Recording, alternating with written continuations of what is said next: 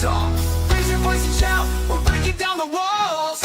We're breaking free, yeah, we're breaking free.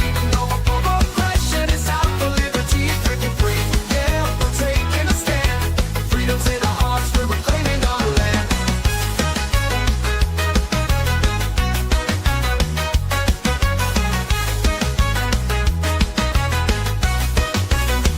They try to silence us, but we won't be tamed. Voices getting louder, can't keep us in chains. We got the power, we got the might. Together we can shine, together we can fight. Feel the rhythm in your feet, it's time to stand tall. Raise your voice and shout, we're breaking down the walls. We're breaking free, yeah, we're breaking free. No more oppression, it's out for liberty, breaking free. Yeah, we're taking a stand.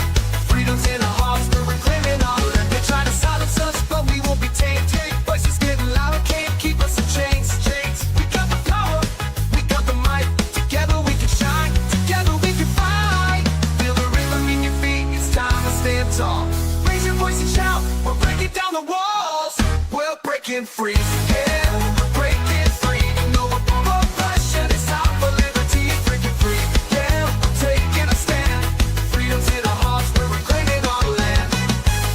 We're claiming our land. I hate this show. Oh my goodness.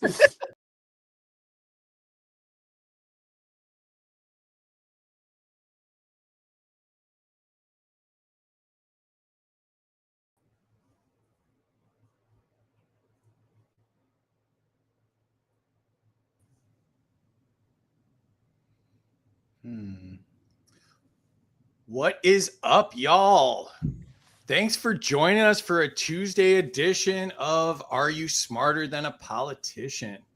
Yes. And though it's just a straight up yes. All right. So we don't need to do the we don't need to even do the show now. We got the answer. So Lightning round answer. there we go. So welcome to Are You Smarter Than a Politician? This is the political cage match where failed ideas get wrecked and bold solutions win. So this week, tonight on Are You Smarter Than a Politician? America's not for sale. It's already sold. Tonight, we're going after billionaires, bankers, foreign governments, and the defense contractors who own the keys to Washington, D.C. Our contestants are going to face off over who really runs this country, why endless wars never end, whether the Federal Reserve is the most powerful unelected body in America. So tonight we're talking about it's already bought and paid for, the true owners of America, and it starts now. Remember, you control the score. The questions are sharp, the stakes are high, and the answers just might surprise you. So joining us tonight. And so is Shaun. Mark Puls. How are you tonight, Mark? I'm wonderful. Thanks for the invite, man. I just got back from Ron Paul's barbecue, and Ron Paul cured my apathy, bro. He's like got me back on track. Nice. Let's go. I saw the pictures. It looks like you had a great time. I'm blessed to have the opportunity to even do it, man. So yeah, it was an amazing experience. So who are you? And introduce yourself to our audience here. Yeah, so I'm a podcaster of Knocked Conscious, which is my personal one, and my current collaboration with Jason, Drop the Mask Pod, at Drop the Mask Pod, If by Whiskey. We have a special guest this Thursday. Please join us live. Dan McKnight of Defend the Guard will be joining us. So we are super excited about having him on. Nice. I think we're working on getting Dan, and actually we're working on getting Jason too. So I think they're in our upcoming shows. So that'll be great. You do a great show, so that'll be exciting. Oh, thank you. And also joining us tonight is Shaun Collins. How are you tonight, Shaun? Man, I'm good. I'm happy to be here. This is the first show I've done since April. Thanks for bringing me out of hiatus. It's long overdue. I'm really pumped, and this is going to be awesome. Am I getting reimbursed for the bail money to get you here tonight, or do I just put that on my taxes or something? I mean, the feds might come pound your door in later, but, I'll be hiding in the mountains somewhere in Appalachia at that point. Excellent. All right. And also joining us tonight is Travis. Travis, I didn't even write your last name up here. You're going to have to introduce yourself with your last name. I'm Appalachian Liberty. My real name's Travis Wells. I am a student and acolyte of His Excellency Patrick Henry, our first governor and the patron saint of all who are based and correct. Excellent. And talk about the show. I'm tickled to death to be here. I really am. I've never been on any kind of show like this before, and hopefully I don't act like an ass and embarrass you guys, but I'm just going to have fun with it, and we'll see how it goes. Oh, I meant your show, but I act like an ass every week, so that's not a really. Okay. So I'm a hillbilly that talks to trees, and I'm really bad with technology. So like, it's a miracle that I'm here on like this and actually looking okay. So I don't have a show right now, but maybe one Is day it I hamster will. wheel powering your setup? Is that what's going on? Well, this is a picture I took on top of Pulaski Mountain. You can see my Ruger in the background because the green screen's a little glitchy, but yeah, like I just took this picture on top of the mountain. It was a really nice sunset, and I figured, hey, I'll use that instead of showing my cluttered office right now. Excellent. Well, thanks for joining us. Appreciate having you here. And all right, you can also join us on YouTube and Rumble. Those are the addresses. Please share this out. X hates me right now. They like nothing that I've had to say about anything for the last, I don't know, 7 months, I think. So I've been getting hammered. So please share this out. And so if anyone were to win tonight, you would get the Ron Paul holding the Ron Paul trophy. We also have the Ron Paul and Murray Rothbard bobbleheads.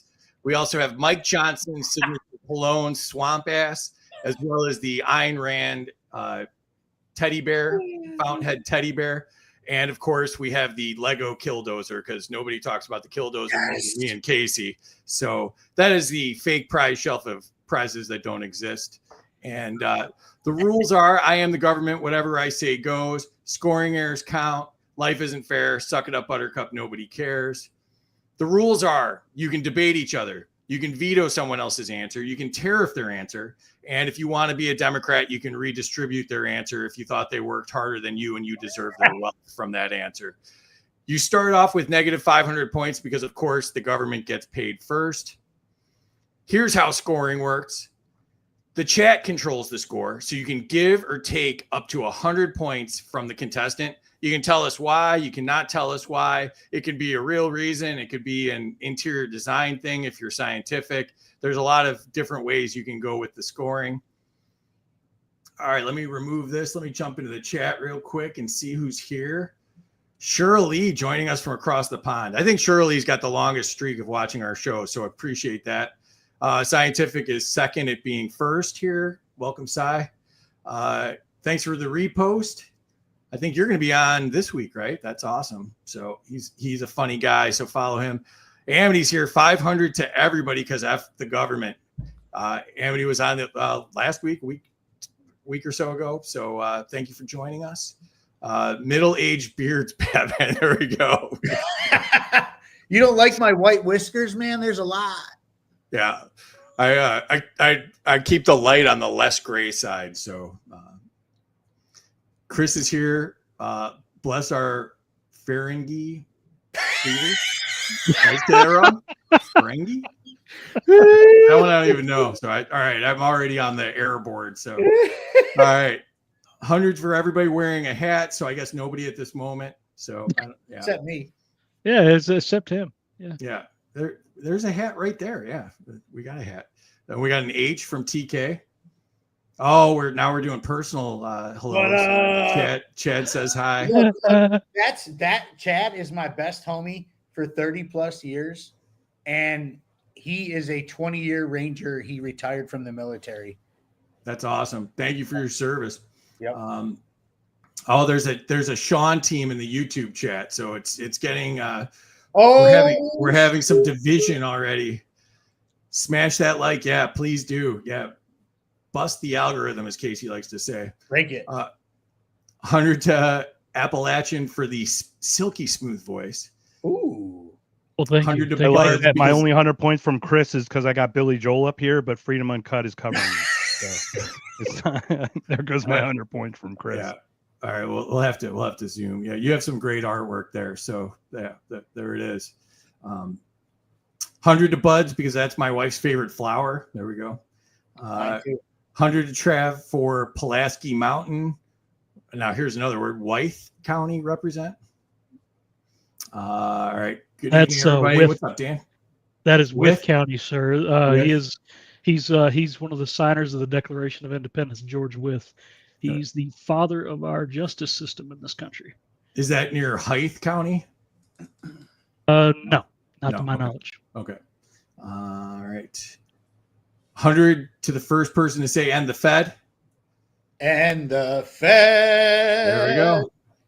And then another team, Shaun from Jim. Welcome, Jim. Kilburn's here. Thanks for the repost. All right. So let's get into it. Oh, Terry, I didn't introduce Terry. I'm skipping all sorts of stuff. Terry, how are you tonight? I'm ready to go, Free. Let's do this. I know. I get so excited and then I forget to Me do too. stuff. And I just hit buttons and start. I'm all ready. Ready to go. So, yeah. So as long as I'm doing that, I should go ahead and say you can follow me and Terry. We're at those addresses or those handles. And you can also get our shirts at freedomsuperstore.com. I'm wearing the Make Anarchy Great Again tonight. But my other car is a Killdozer is also popular. So you can do that as well. And then lots of great shows on here if you want to check out some great shows. And so all right, let's get into it. Terry's going to be back in the chat. She runs the chat. She runs the scoring. I like to say make her life hard. So, and thank you, Terry. Let's get back into it. Lightning round. We'll start with Mark. You're the returning contestant, so you go first. Ooh. Category is political corruption. Are politicians just spokespeople for their donors? Not only are they spokespeople, they are literal, whatever that way is. They just get down on their knees and pray, if you know what I mean. They are pushers of the narratives. They are the pushers of the bad policies that the corporations who own them want to implement. So at the 12-minute mark, we're already probably off of YouTube. So sorry for all of you that were on. I didn't say it. Okay. You don't think they have pantomime restrictions? Probably. Am I in a do. box? Probably do. Probably do. All right, Travis, to you. Should we ban all political action committees, PACs?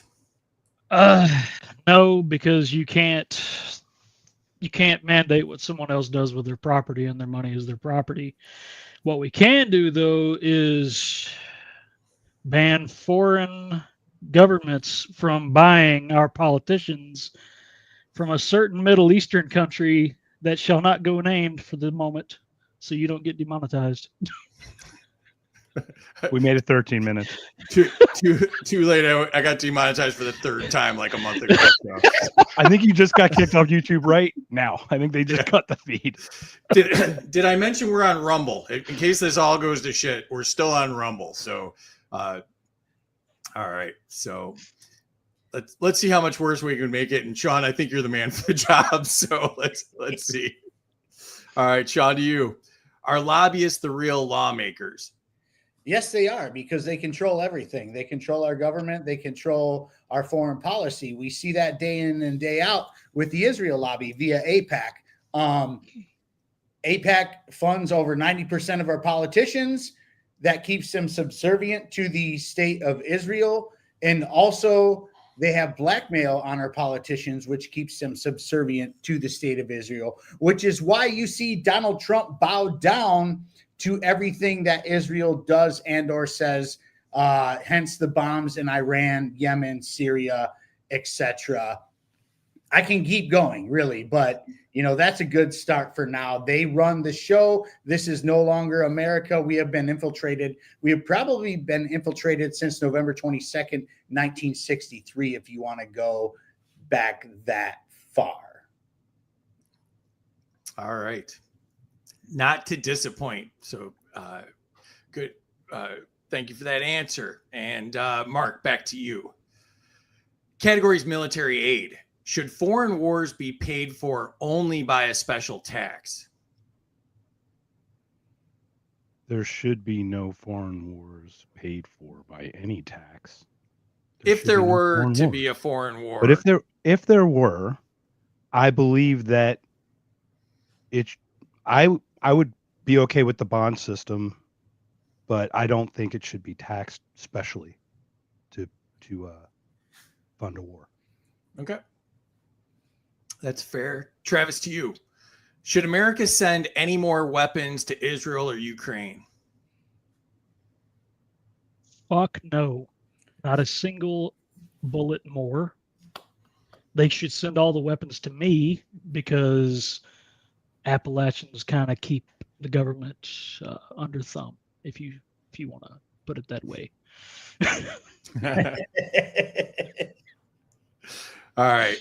Shaun, to you. Should all foreign weapon shipments require voter approval? I mean, if we're going by the books, yeah.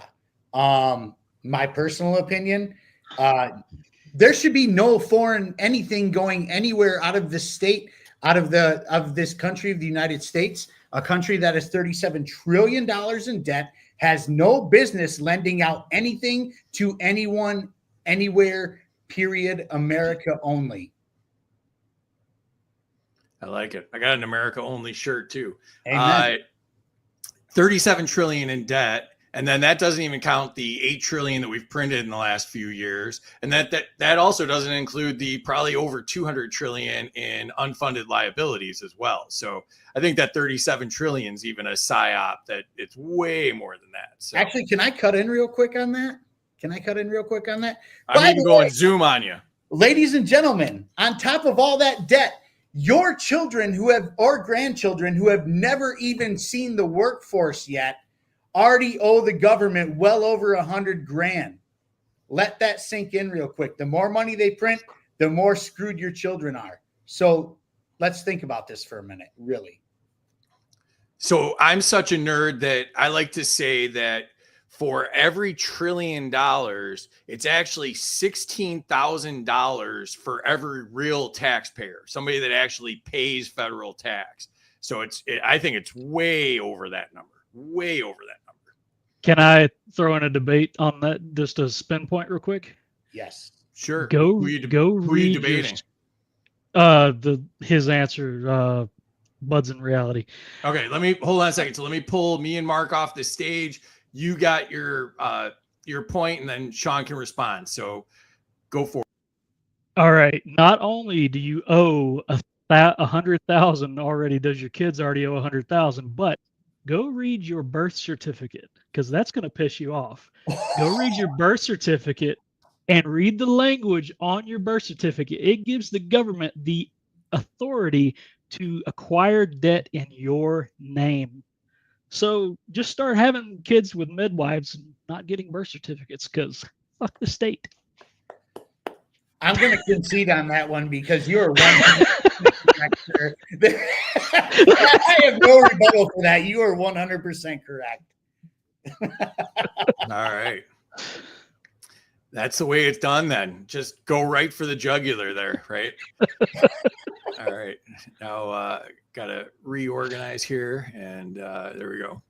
All right. So that was Shaun's, right? Yeah. So, all right. Mark, to you. Should U.S. taxpayers fund missile defense for other countries? Not at all. I don't think there should be any foreign military funding from us given to another country. Therefore, it shouldn't be taxed for it. We shouldn't be spending it. I agree. Travis, to you. Should arms sales abroad require public disclosure?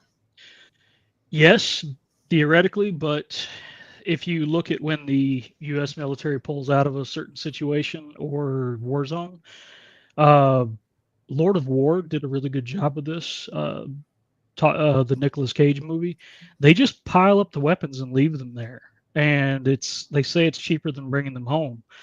But I submit to you that there's really no way to track the weapons that they sell, because I mean, if you look at what Alex Jones did a story on just a few years ago, Lindsey Graham tried to nuke South Carolina.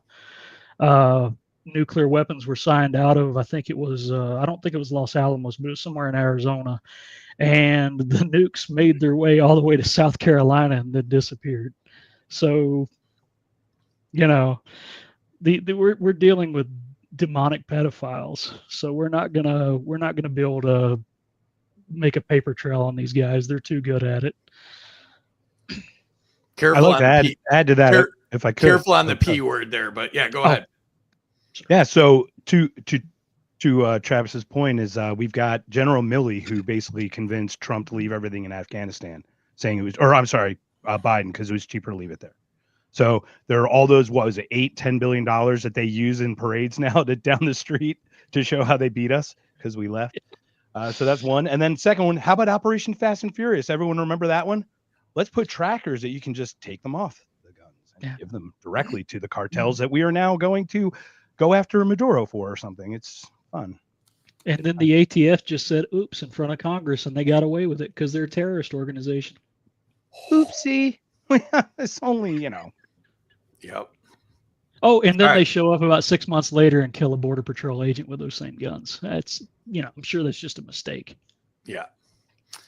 All right, Shaun. Well, they have an America Kill First policy. Yeah. It works. Shaun, should weapons be given only if fully repaid?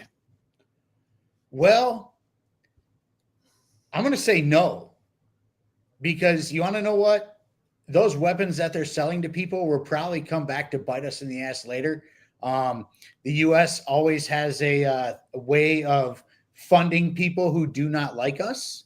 We're seeing it right now. I mean, think about this. When the U.S. bombed Syria earlier this year, it might have been late last year. I don't remember the time frame anymore.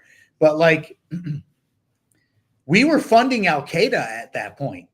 Do you guys remember when Al-Qaeda was the bad guys after that whole 9/11 thing? Like, they were the whole bad guys, and we had to go to war for 20 years to replace the Taliban with the Taliban. We found that passport in the rubble. Come on. I mean, yeah, you found does anybody remember that? Because, at this point, our weapons should stay here. Our money should stay here. We need to focus on this country only. If we're going to be taxed into slavery, we should be taking care of our own and not other countries, period. I don't care what they're doing over there. I don't care about their wars. It's not our problem.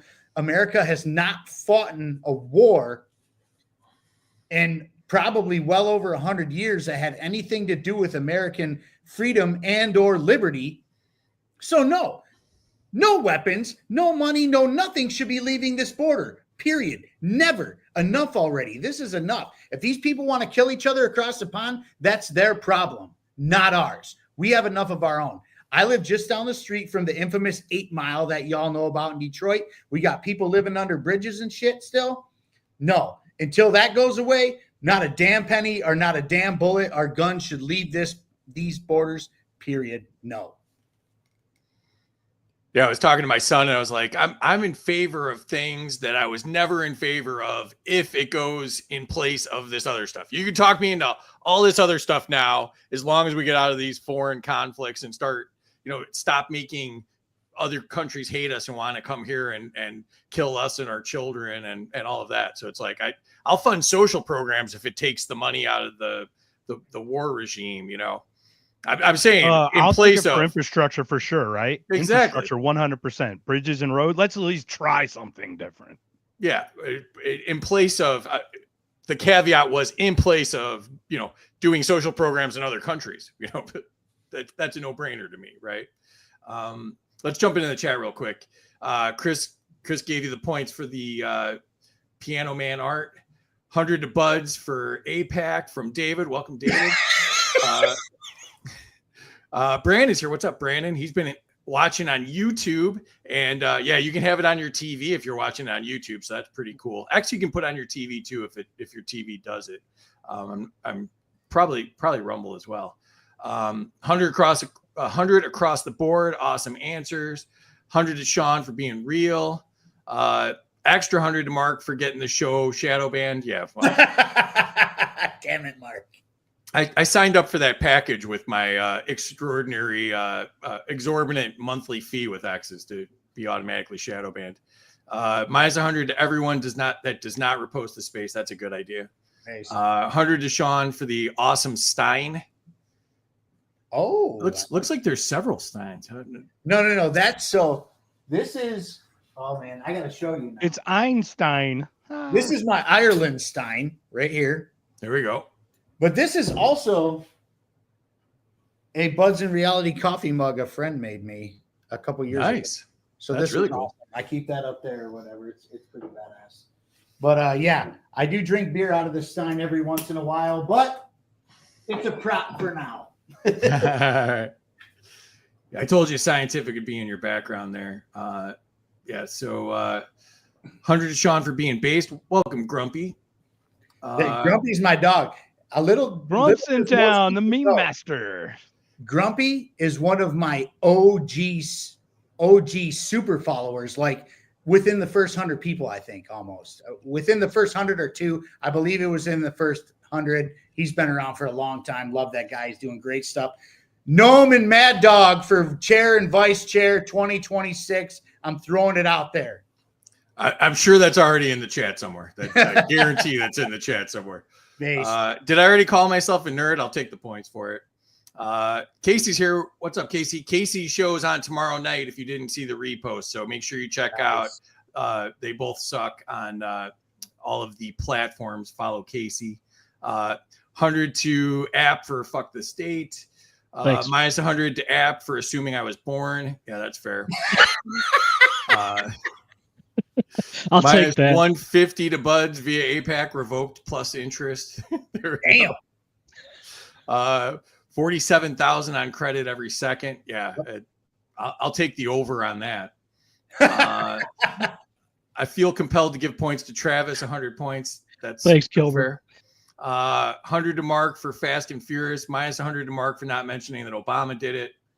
100 to Shaun. May I speak about that? May I speak about that? I just watched that Tucker. No. All right, go ahead. I was just going to add that I just watched the Tucker Carlson interview with that woman who talked about Waco or the Oklahoma City bombing, that gave the funding under Clinton to end up leading to Fast and Furious. It's pretty amazing. So I recommend everyone watch that. Yeah, she's really good. That's like a 2-hour thing. I watched part of it. So all right. Welcome, Chris. They should be selling those arms to Americans. Yeah, I think that was Travis's point. We already bought them, so just send them to our houses, Well, hang on. There's actually historical precedent for that, selling it to Americans, because after the Revolutionary War, Congress needed money, and the way they did that is they sold the entire Navy to private citizens, like cannons and all. Like you just got your own freaking battleship. Thank you, James Madison, because you're awesome, but there we go. Yeah, that would raise a few bucks. Thanks for the repost, David. We should also pay attention to Argentina for sure. Mark and I had a deep conversation the other day about which countries that were not cold we could move to. So I won't do a cold one. Can I interject on that one real quick? Absolutely. You're going to be my travel agent? You got the travel agent. You got the travel agent hat on. Go ahead. Hey. $100 says it's Cuba. Cuba, they got the best cigars, dog. That's all I'm going to say. They taste delicious if you're a cigar smoker, but I digress because I don't know how I got those in the first place. They just landed on my lap. But anyways, I just lost my train of thought after all that. I saw a comment pop up and I thought I was going to rebuttal to that, and now I forgot. So take away points for me for being a retard. Yeah, that was a bad. But Mark just left. He got so bored he left with that answer. So no, that was bad. I was somebody said something and I totally forgot where I was. I thought you were gonna be my travel agent. I thought that's where that was going, but yeah, I'm easily blame it on my age. It's the weed. It's the weed. White the weed, kids. From the mermaid. If anybody could help me remind me what I was going to say, that'd be great, because I don't remember what we were talking about. All right. Terry can keep score and moderate too. She is that talented. Absolutely, Kilburn. And she puts up with me all week, so that's more amazing even. 1,000 me for teaching my son about no foreign spending. 100%. Thank you. Absolutely. Not the roads takes a drink. There we go. I miss Buds in the basement. Oh my God, that's how long Gnome has been around. My show was originally called Buds in the Basement. Wow. I miss it. So Gnome has been around forever and ever. I like Buds in the Kitchen when he couldn't get down the stairs. Well, there was a time I couldn't get down the stairs after my surgery in 2023. I had to do my podcast up from the kitchen table because I was stapled in my guts and I could not walk down the stairs. That's literally what I just said. That's what I said. Buds in the Kitchen. That's what I said. All right. Minus 100 to Shaun for rambling. Yeah, that's gonna. Yeah, that's a good one. I'll take that. I'll eat that. Yeah, there we go. Should only get hit once for that one, dude, because that's going to happen a couple times. 100 to Shaun for the no Mad Dog endorsement. Okay, I got minus 100 to Mark for interrupting me. I haven't hit anybody with the mute button in a while. Mark's itching to be muted by me. Freedom Coach is here. Chris is here. Great panel. Make sure you're following Chris. He does excellent spaces. 100 to Shaun for trailing off. Very libertarian. Minus 100 to Mark for leaving his seat. Yeah, I don't think he understands how live streaming works. He's only done a couple hundred shows, so there are not enough points to give Terry for putting up with me. That is absolutely true. I threw all my fluids and had to refill, guys. Sorry. We are in national debt numbers there for her putting up with me for sure. So, all right. I think we caught up here. All right. I think that was Shaun's answer last. So we'll go back to Mark. New category, corporate influence. Should corporations be treated as people in politics? The famous Mitt Romney line. I don't even remember that line, but corporations are not people. No, not at all. Not even a little bit. Bullshit. Like BlackRock, Vanguard, they collect our stocks that we invest in them to invest so they get the voting power. Are you kidding me? Ridiculous. Yeah. Mitt's seldom right and wrong again on that one. So, did you guys see my Spike Cohen meme that we did? Joanna Jurgens had Spike Cohen at the Ron Paul thing, and he looks all confused. And I think it was Retard News that made it, and it was I just took a gummy, and I think I see Mitt Romney in the audience. It's classic. All right, Travis, to you. Should corporations that get taxpayer bailouts lose political rights? I don't think they should have political rights to begin with. Like, that's just nonsense. They get to write all the laws, and then either Republicans or the Democrats, neither one of them read the bills. They just do what their lobbyists tell them to do, and it's absolute nonsense. Like, they, as Mark put it, they are not people, and they should not be controlling this nation. All right. Shaun, to you. Should companies be banned from donating to super PACs? Well, at the end of the day, companies can do whatever they want, right? That's their money, and they can donate to them. The problem is the PAC themselves. It's not really the companies that are donating to them. It's the PAC themselves that have all the claws into our government system. So it's kind of a weird answer, but no, I don't think they should. They can do what they want with their money.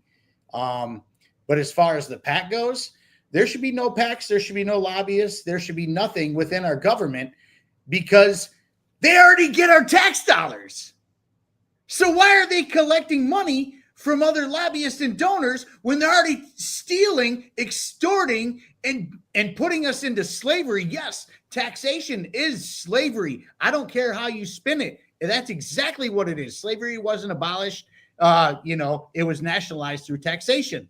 But I digress. Anyways, sure, companies can put in the PAC and spend their money if they want, but the PACs don't belong in our government anyways.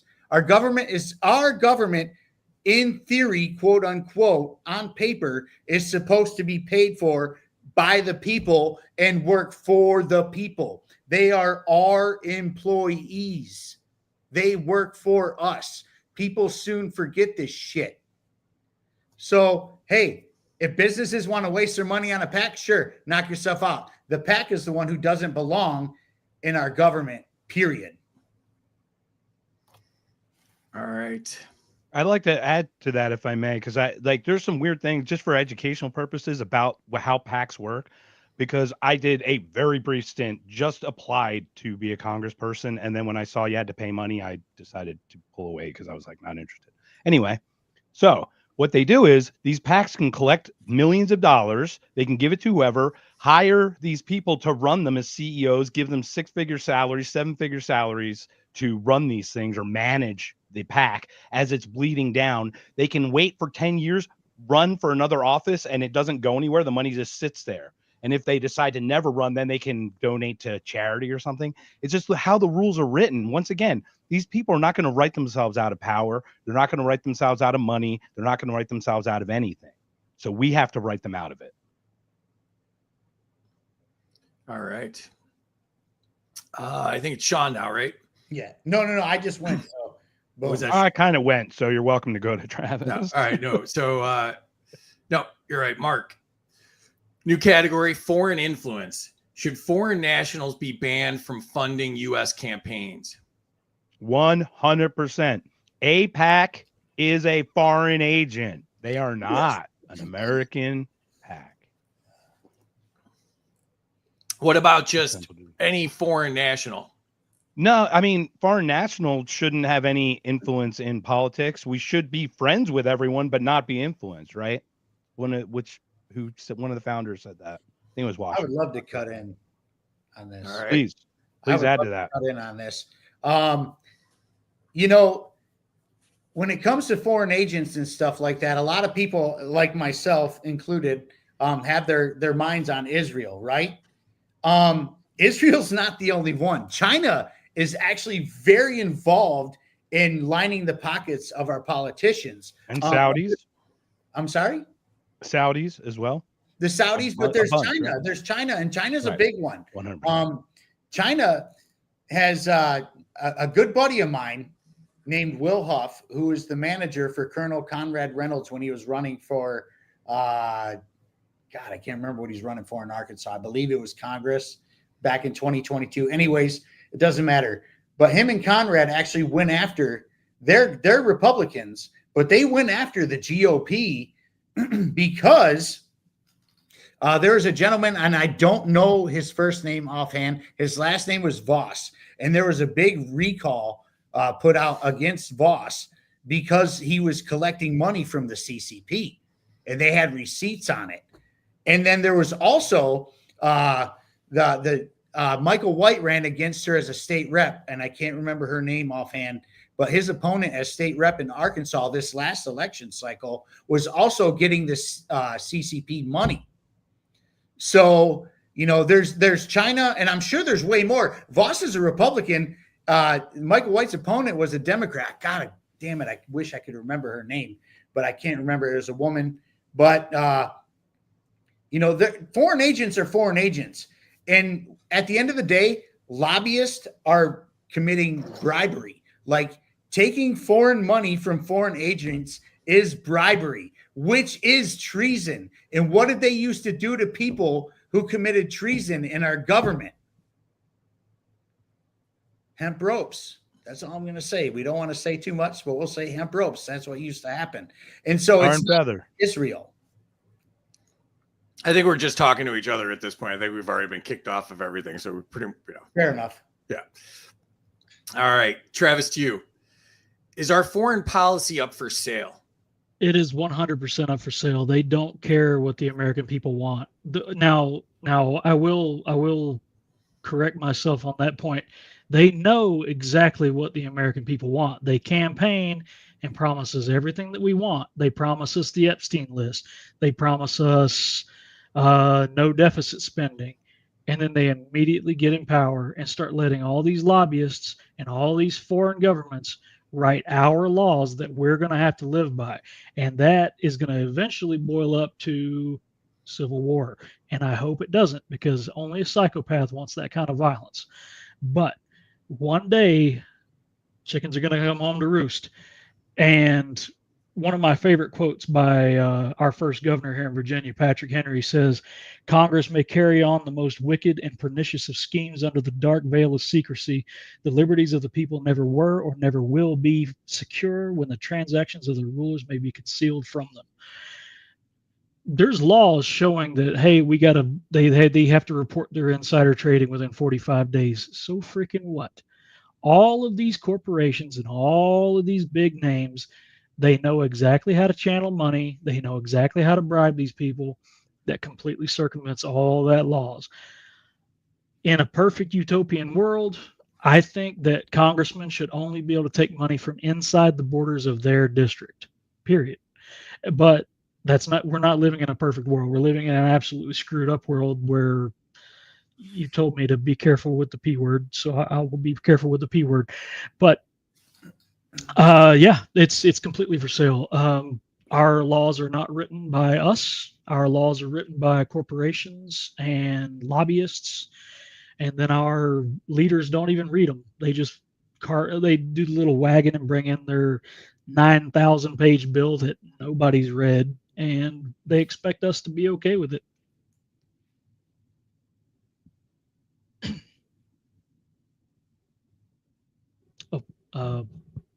I can't hear anything. Oh, sorry, I muted myself. Yeah, I was saying, they couldn't even possibly read it in the amount of time they have to read it. So, yeah, exactly. Shaun, to you, are foreign lobbyists shaping American laws? Yes, we're seeing it out in the wild right now. It's wide open in the flesh in the world. We're seeing it where Donald Trump says, hey, if you say something bad about Israel, we're going to deport your students or whatever. Or, if you say something bad about Israel, you could get a hate crime, against you or whatever it may be. I mean, we're looking at it in real time. It's extremely insane at this moment that they have catered to other countries. Meanwhile, this country is suffering. And I mean, suffering in magnitudes that are not believable into some point. Like, this is supposed to be, quote unquote, the United States of America, a free and sovereign country, quote unquote. But here they are stealing our money, making laws that are unjust, locking people up for no reason. And America has the highest prison population in the entire world, and they're a free country, right? Right. I mean, the lobbyists are literally, they've overtaken. Like I said, this is no longer America. Whether it is the Jews, whether it's China, whether it's the defense contractors, the military industrial complex, whether it is, the banksters. I mean, the banksters lobby these people because they're the ones who float the bill for everything. If y'all don't know the pecking order of our system here in the United States and throughout the world, it goes exactly like this. Central banksters, they're the ones who control everything. They're at the tippy top of the totem pole. They're the ones who have all the money. They run the shit, all of it. The wars, the monetary system, the interest rates, all of it, everything. Then it goes down to the large corporations, oil companies, the military industrial complex, defense contractors, yada, yada, yada, right? And then it becomes the government. Government's third in charge, but they're the goons. They're the goons doing all the work for the other two, especially number one. Number two are the people where the central banksters launder money through. I mean, it's really fucked up. And I'm not too sure if there's enough time to really explain all this stuff, but that's the pecking order and that's how it goes, period. All right. Enter scores. So if you have not put your scores into the chat, now would be a good time to do that. Let's jump into the chat and see if we're still on any of these platforms. 100 to Mark for acknowledging corporations and the Dutch are not people. 100 to Mark for the Godfather poster. Amity still has your new rule on the nukes is you have to have a good reason for it or I will veto it and turn it into a dud. So Bruce is here. Shaun, let's go. Healer Protector's here. 100 points for Travis because he looks like an Appalachian professor. Chad's here. Thank you, brother. There's Mark's YouTube. If you're not following it, make sure you're following the Not Conscious podcast. Oh yeah, Scientific said awesome hat, so you do not get the points for that. My man. Nobody here even likes. Yeah, hit some likes in there, please. 100 to Terry for girl power. 100 to Terry because of what Amity said, girl power. That's how you get the 19th for field Amity. I did not say that. I did not say that. So, all right. 100 to Shaun for I think Amity's taxation going to use her nuke on Chris, huh? Yep. Shaun's on both Rumble and YouTube. Mark. Yeah. RIP my YouTube. Yep, for sure.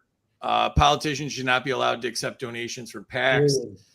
100 to Shaun for looking like he's about to steal dinosaur embryos from Jurassic Park. And the Epstein list. We're going to steal that motherfucker. Dun, dun, dun, dun, dun. You got a better chance of making dinosaurs in your basement than Right. that. Oh, Mike Scott's here. What's up, Mike? Plus 100 to Shaun for getting money out of campaigns and government being our employees. 100 to Mark for not being afraid to get us out shadow banned. I love how excited everyone is jumping in and talk about these issues. 100%. This is a great panel. Minus 100 Mark for interrupting Shaun. 100 to Shaun for saying China. Oh, John's here. Anarcho Cat. If you're not following John, I think John's got some of the best memes on here. So John's make sure you're cool. following John. Very cool. And I'm not just saying that because I like his Britney Spears memes. I'm all of the memes I like. Britney's still hot. And Narco Cat is greater than Cat Turd. Cat Turd's Oh, gay. 100%. 100%. Just saying. Chris says include dual citizens and foreign agents. Minus 100 to Mark and Shaun for getting free kicked off all the platforms again. Yeah. I literally just got back on YouTube and now I'm gone. So 100 to Travis for his church hymnal looking background. He'll take it. Yeah. Minus 100 to Travis for seeing violence. Not that he's wrong. 100 to Travis for channeling his inner Patrick Henry. 100 to Travis for being based. Borrowing 37 trillion in points and giving them to buds on the way out. Here we go. Yeah, minus 100 to me for muting myself. Here it comes. Plus 100 to Shaun for the evil laugh. Minus 100 to Free for the self-mute. Yeah, the mic told me I was muted. I get it. I had to cough. It happens. I am human too. Minus 100 to Shaun for saying the J word. Yep, that's not going to help us either.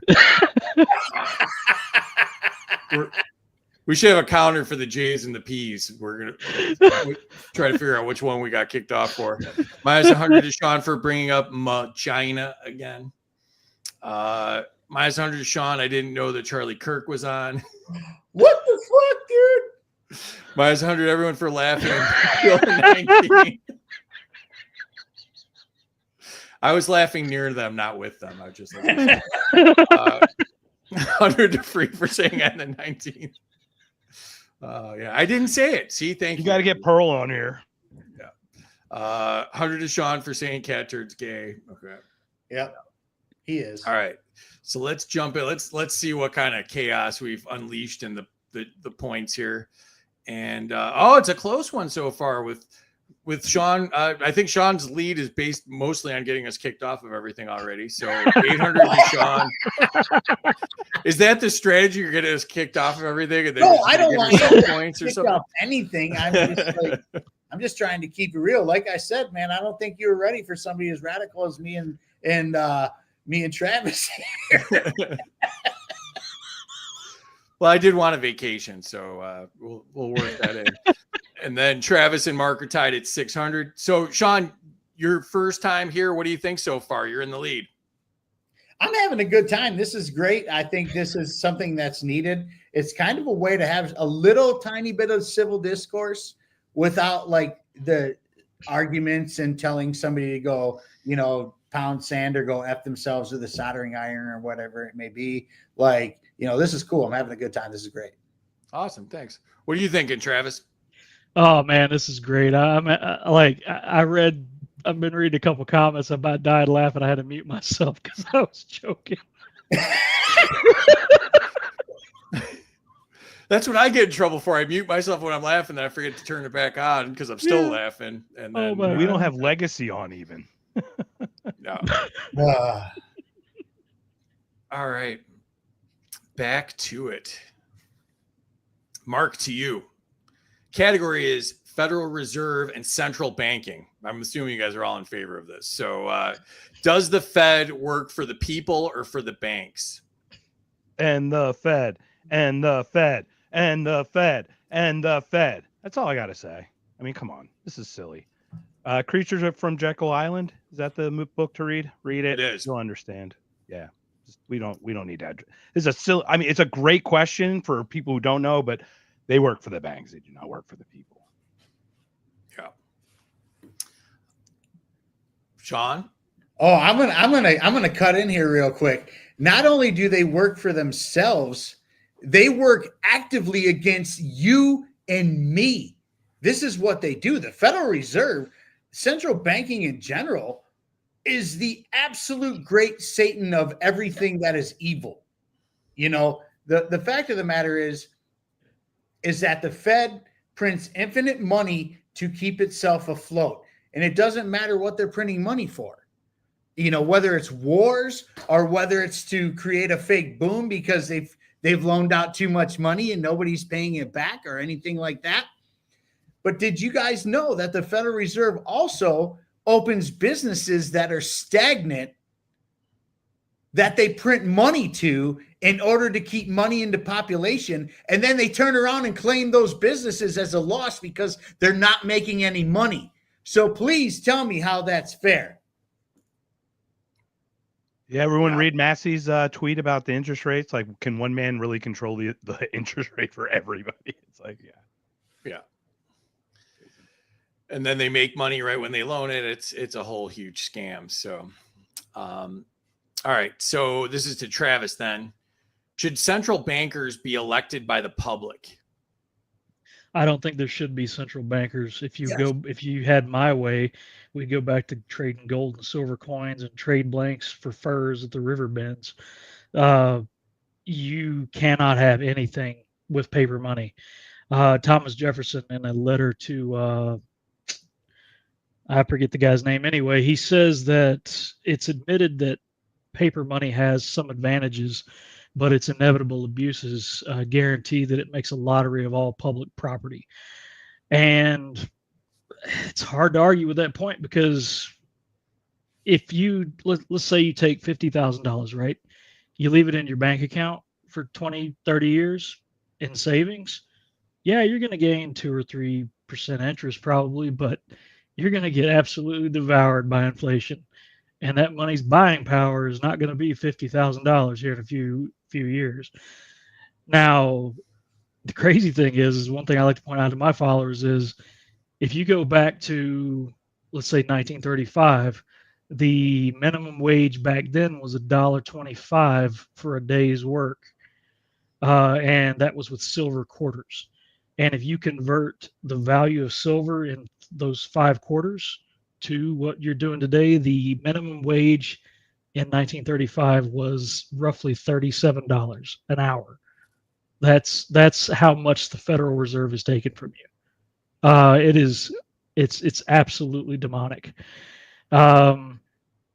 It's a shell game, and it's got to keep moving faster and faster and faster. And if it ever stalls for even a second, the entire house of cards just comes falling down. Agreed. Shaun, to you. Does the Fed answer to anyone? No, the answer is no, period. They don't answer to anybody. They answer to themselves. And the funny thing about that is, you know, the Federal Reserve, they call federal, and they're supposed to have reserves, and they're neither. They're their own entity that goes left unchecked. They can do whatever they want at any given moment. And the most hilarious thing in the world is when Donald Trump was like, we're going to audit the Fed. We're going to end it. We're going to get a new chair and do all this stuff. No, you're not. No, you're not, because we know who your handlers are. And your handlers are in charge of the Federal Reserve. And need I not say who the handlers are? Because, well, I've already said it enough time and I got docked for enough points for that. But seriously, they answer to no one. They are not a service that we pay for in our taxes or anything like that, but yet they control all things. War, money, housing market, all of it. All of it. Think about it right now. Your interest rates. Who's in charge of that? You guys just said, hey, the one, how can one guy be in charge of a monetary system that's a free country, quote unquote? Sorry, guys, this country's never been free, ever, never since its beginning.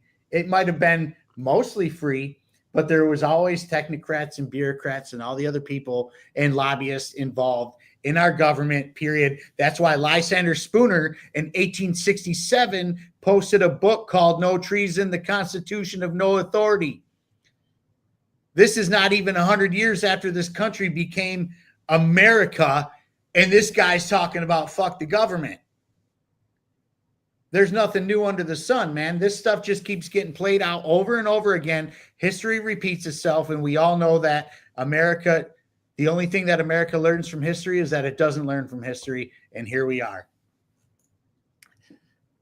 That was a great answer, and I hate to do this, but Zach showed up, and the bad news is Zach showed up to do one specific thing here, and he's showing up specific to nuke you, Shaun. So let's see if I can pull this off. A new little feature here. We've got a nuke graphic. So there it is. So you got nuked, and yeah. So that'll take you down. Let's see if I. Yeah. So we go back to the scoreboard here real quick. The Samson option. You'll see. Yeah, you got nuked there. So Yep. You're back down to 0, Shaun. Apologize for that. That's okay. Yeah. So. You know what? Out of the may I offer half my points to Shaun as a friend? No, because none of this I like to go around government. No, I'll take it, dude. None of this commie nonsense. Well, what's this rock, paper, scissors stuff? I thought there had to be a reason. No communism. I thought there had to be a reason. I feel so. All right. One for my Hermie.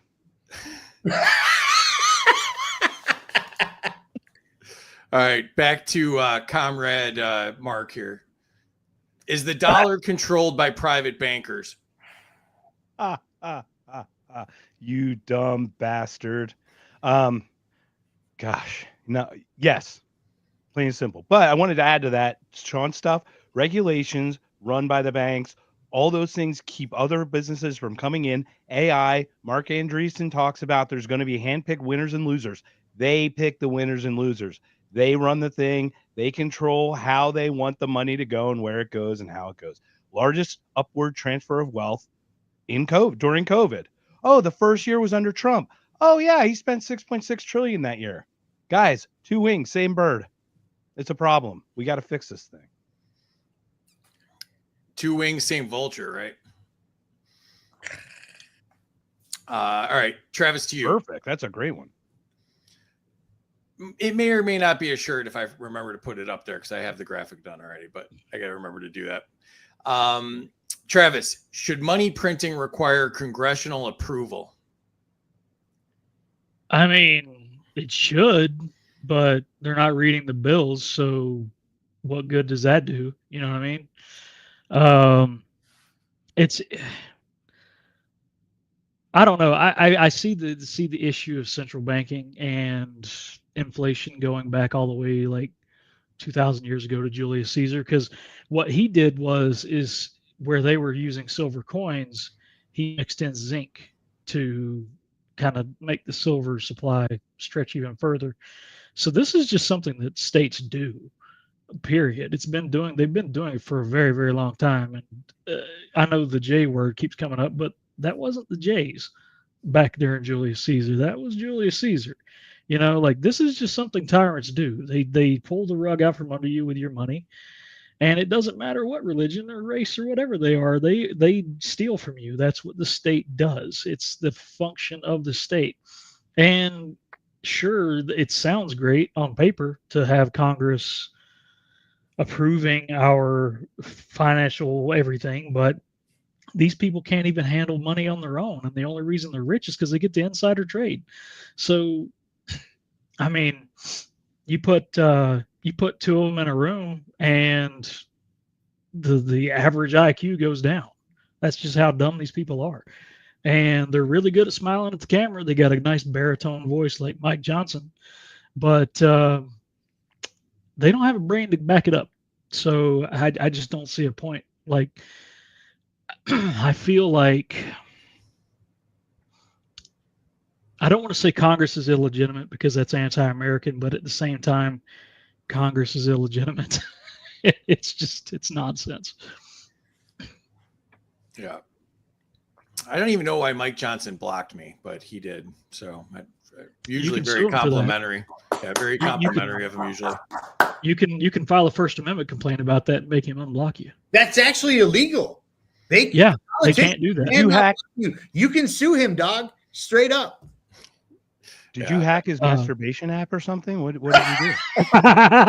No, I think it's, one, the swamp ass meme. I think everybody was tagging him on that. And then there's a couple other ones where, I said some nasty things and then everybody tags him when I do it. So 6.3 hours today, Mike? Really? Do we need you to be on this site for 6.3 hours? Dude. All right. So Shaun, to you. Is the Fed the most powerful unelected body in America? No doubt, without a doubt. There's no question about it. They're the ones who run the show. They're the great Satan of everything that is wrong with this nation. They're the ones who pull the strings. They're the puppeteers. They're the puppet masters, whatever you want to call them. They are the ones who are invoking everything that is wrong with our country right now. I mean, I don't know if it was last year or the year before, but I remember Jerome Powell was on one of the news stations, big shows, 2020 or something like that. I can't remember at this point. It's been a long time, but he kept saying, hey, the United States spending is not sustainable. And then days later released billions of dollars to the United States government to send to Ukraine. So, I mean, it's all smoke and mirrors at this point. It's all garbage. But you got to know that the Fed is running the show. They are not elected by us. They have no even connection to the American people whatsoever. And they're the ones who are doing the bad things and telling our government what to do. And, who's in charge of the Fed? And who's... Oh, boy. Yeah. Who's that? Oh boy. Drum roll, please. Oh boy. We're not going to do it. We're not going to do it. But we know. I don't want to get you kicked off the show. Achoo! I was hoping I got reinstated from Travis saying it wasn't. I had to sneeze. No. All right. Mark, back to you. Category is defense contractors and war profiteers. Should defense contractors be banned from donating to lawmakers?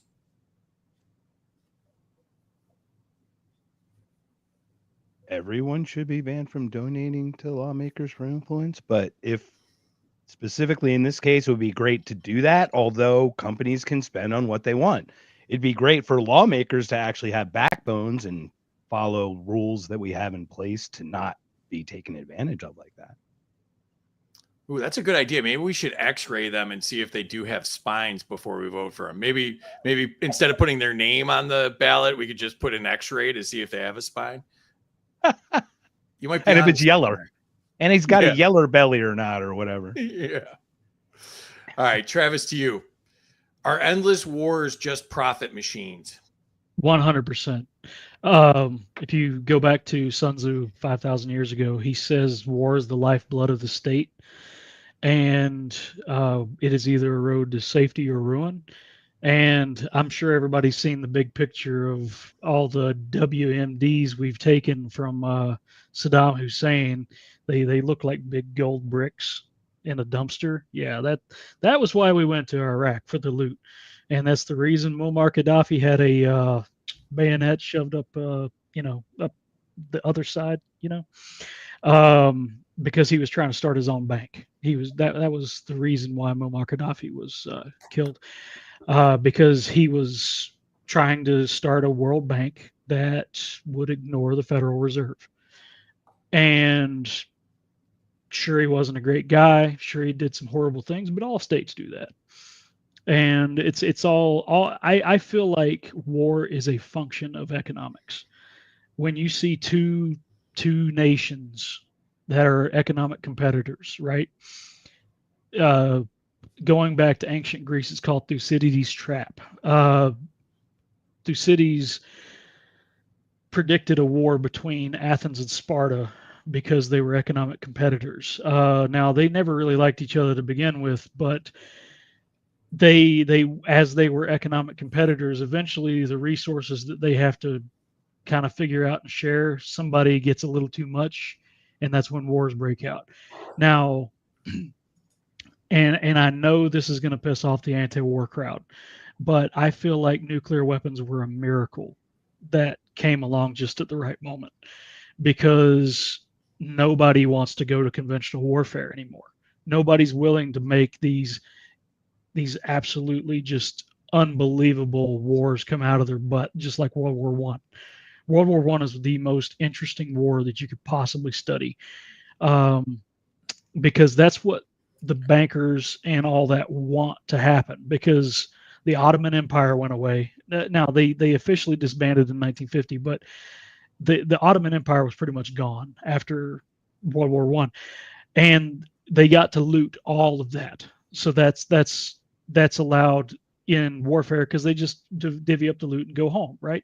But with World War II, now everybody has nukes, and now it's mutually assured destruction if war continues in that way. So now war is asymmetrical. Now war is fought by guerrilla bands and little teams here and there. And what we're trying to do now is, because the Cold War was the first Cold War. Now all wars are Cold Wars now. And we're trying to avoid conventional warfare because Russia has quite a few nukes, even though they're our economic competitor. China is our economic competitor. Now, I know I'm rambling, but the thing is, you got to understand that the second that this Ukraine war ties up, I guarantee you with 100% accuracy that Iran will have a war starting, because the states and the governments of the world need it. They need that loot to keep patching the Band-Aid over the nonsensical spending that they go through. Do you think it might be Taiwan by any chance? It might be. I mean, but just once again, they're just playing a shell game with it. So, but Taiwan isn't just Taiwan's not just Hello Kitty Island. Like these guys, when I forget, I think it was Eisenhower that moved in the 7th Fleet and blocked off the Maoist pursuing the original government to China, to Taiwan. We moved in the 7th Fleet and blocked off their escape. That way Taiwan could be okay from the communists. And they've spent just as long building up their defenses as China has. And they may not have the manpower China has, but they definitely got defenses. And it's not going to be just a pushover if China goes in on that. And I think China knows that. But the thing is they need Taiwan to lock down the South China Sea, and it's an economic thing. Because what the South China Sea is to the global economic order is what the Suez Canal is to the Middle East. And that's why the horrible monsters of history like Hitler tried to claim the Suez Canal. Because every war is about economics. Every single war. And people, the civilians and the peasants, we don't like war. But the war hawks like the Lindsey Grahams, they love war because it pays their bills. Yeah, and it's going to be, what, in a couple of years, 10, 15, 20 years, China's going to be, or Asia's going to be like 50% of the global market or something. There's a shift. Yeah. There's a shift. Yeah, I think that's the biggest reason they're trying to get rid of Iran, is because Iran's going to play a huge role in the Belt and Road Initiative in China. Because like if China develops sound infrastructure to start trading with Russia and everywhere else in the Middle East and everything, so at a fast rate, they can actually supplant the United States in this global empire that we've built. And this global empire is fragile. It is, you could breathe on it, it would collapse. Like COVID almost collapsed it. But I mark my words, every single war is about economics and getting the loot. It's all about that money, pinata. I would Let's actually jump in. like to Go for it. piggyback off of Travis here. What happened right before 9/11? Because what he just explained was the central banks need a reason to print money into oblivion when something big happens. What happened right before 9/11? On 9/10, the Rumsfeld speech. No. Well, that's The canceled Rumsfeld speech. what happened before The that? 2.3 trillion that are missing from our but coffers. no, the dot-com bubble burst before 9/11. And then they printed money into oblivion, and we had a big crash in 2008, which really started in 2004 or 5. It just didn't have the big bust until 2008. Now, what happened after Joe Biden and Donald Trump printed money into oblivion? 80% of the money ever printed in United States history was printed between 2020 and 2021, brought to you by the current president, Donald Trump, and the ex-president, Joe Biden. What happened right after that?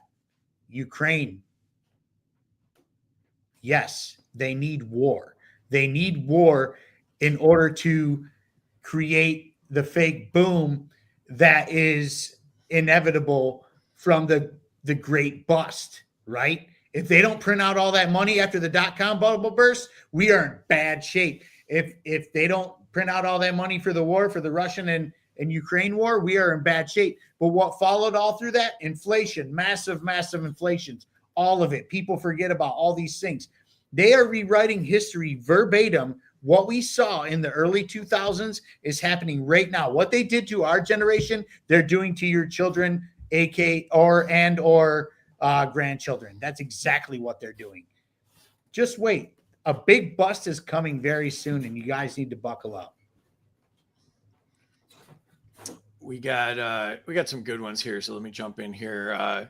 Zach says minus 69 to Shaun for being a commie and piggybacking off of Travis. Minus 100 for not saying all wars are banker wars. It was right there. You need 25 million to win the average Senate race. That's 11 to 12,000 per day in fundraising for a 6-year Senate term. Unless we get money out of politics, we can't call it we the people. We still have wars in Africa, Sudan, Congo, lots of exploitation, lots of trace minerals, and folks need that freedom. Yeah, right. And minus 100 to Travis for talking about war longer than Scott Horton. Whom I got to Thanks, see Amity. You're last supposed to be week. on my side. Minus 100 to Shaun. My grandparents destroyed Nazi aircraft in World War II. They were horrible mechanics. 100 to Travis because he looks like an Appalachian professor. 100 to Travis, no central bankers, but minus 50 for forgetting names. That's fair. 1,000 to Shaun for the Spooner reference. Phil's here. What's up, Phil? Collectivists are the scourge of the liberty movement. Minus 1,000 to Shaun. Kilburn says if they control everything, maybe they are just using this platform to help filter out who the winners will and won't be. I for sure will not be the winner, so let's just throw that out there. Democracy, the god that failed. 10K to me for being based enough to get a block from Mike Johnson. I like to say that I was the first one blocked by him once he became speaker. It was like, probably like December of 23 that he blocked me. Didn't Randy Swine block you too, or no? I don't think he blocked me. I've been trying though. Of those. Yeah, we all have. Zach loves us. 100 to everyone. An extra 50 to Shaun for being a good sport. Oh, see, he giveth and taketh away. I see what's going on there. 100 to Travis for invoking the Roman Empire. That was in, if you missed it, that was in minute 10 of his answer. If you want to go back. Wait till you have what else I have to say about the Roman Empire. Wait, is Adam Stevens on here? What are you talking about, Free? 100 to Mark for the Dr. Evil quote. Minus 100 to Free for the limp mushroom cloud. Ooh, come on, that was me being high tech. I lost points for it already. Minus 100 to Shaun for not knowing how to pronounce Lysander. 100 to Shaun for channeling his inner Lysander Spooner. 69 to Shaun for dropping Spooner. Minus 100 to Shaun for having the nuts to say that Dutch control the Fed. Minus 100 to everyone for not saying the Rothschilds. Gnome for Fed chair. Who are the Rothschilds? So I brought them up. I just didn't bring their name up. But who are the Rothschilds? Oh. I brought up 100 to Mark for all the enjoyable all caps answers. Almost as lively as Jack Danger. 100 to Mark for End the Fed. 100 to Mark for the creature from Jekyll Island. 200 to Mark for the End the Fed chant. Oh, chanting. I don't think we've had chanting points before. That's a good strategy. 500 for End the Fed. Damn. And then Scientific's got 100 to Travis for making me want to draw some happy trees. It's just a little Bob tree Ross over here. reference right there. Tree. All right. Just a friendly little bird up here in the sky right here. Oh, there's a bush. Oh. Back to it. All right, Shaun, this one's to you. Should military spending be capped by voter approval? I mean, in the world that we live in, yes.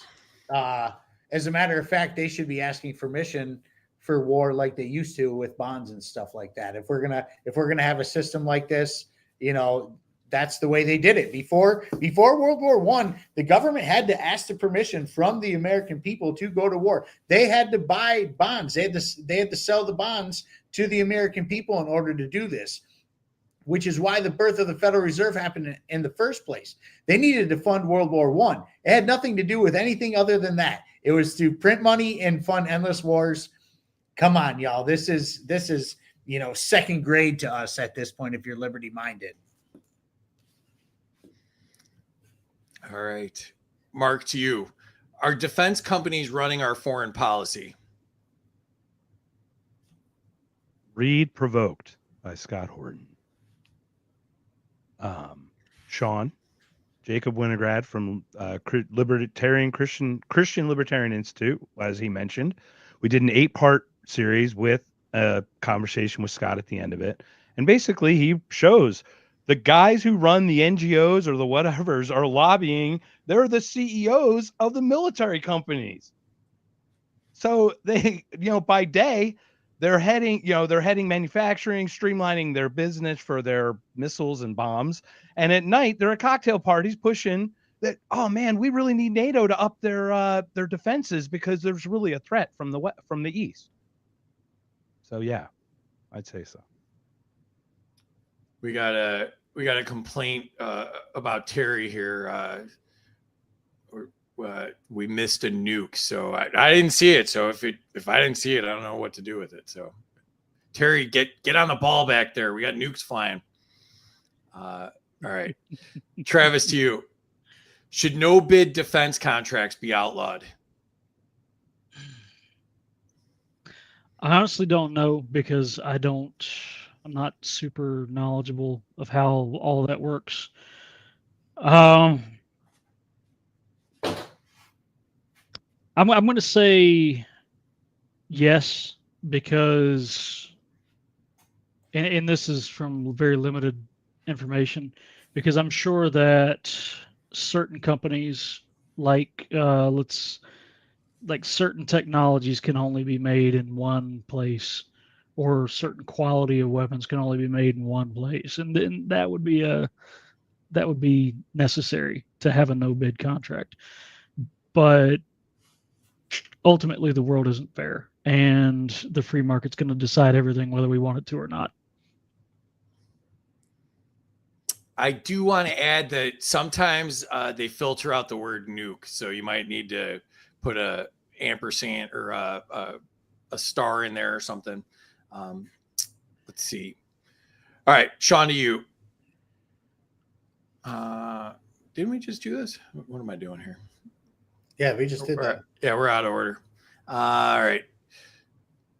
Oh, now it's flipping out on me. All right, Shaun, to you.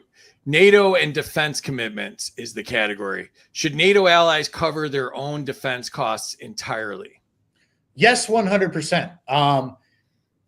Other countries' problems are not our problems. And like I said before, a country that is $37 trillion in debt that can't take care of their own has no business sending money overseas for anything. We can't afford it. And why are you devaluing our dollar in order to do so? it seems stupid at the end of the day. But let's be honest. We need to get the hell out of NATO, period. That has been nothing but a thorn in our side since the inception of it. We have been at war since the inception of it. When is it going to be enough? Well, enough is going to be when the United States decides to leave NATO and the United Nations, period. I like to have a friendly debate with my good friend down there. If Yes. I may. All right. Let me NATO get rid of was me and North- Travis. Hang on one second. Let me get rid of me and sorry. Travis on the screen, and you Yes, know sir. how it goes. So Yeah. It's only to pump us up, man. This is totally about this. There should be no NATO. North Atlantic Treaty Organization was designed to counter the Warsaw Pact of the Soviet Union and Poland, all these other countries, the Eastern Bloc and stuff. They dissolved in 91, man. There was a unipolar moment where we could have been gracious to the world and we could have brought Russia into the West. They wanted to be part of it. After 9/11 happened, the first phone call, the first leader to call us was who? The guy that we are literally trying to meet in Alaska to end this thing in Ukraine or something that we provoked once again. So I only wanted to boost it on top of what you said. It's a yes and debate, my friend. So go ahead. Well, the whole thing is that NATO should have never happened in the first place. Like, it was never a good situation for any country to be involved in endless wars. But that's exactly why they have it, is so we are involved in endless wars. So the central banksters can print infinite money. It's all the game. It's all a game to them. It's all a game to them. And we suffer in the long run enough already, as Scott Horton would say. And I'd like to point out that it's a little silly to start a world war over Poland being invaded, and then you immediately give Poland to the communists after you get whatever you want in the war. exactly. Oh, do we want to talk about the war? Because we can talk about the war a little bit. We can really talk about the war. We don't want to get him demonetized, man. Yeah. How about we do my questions and pretend like it's my show for a minute? Sure. Yeah.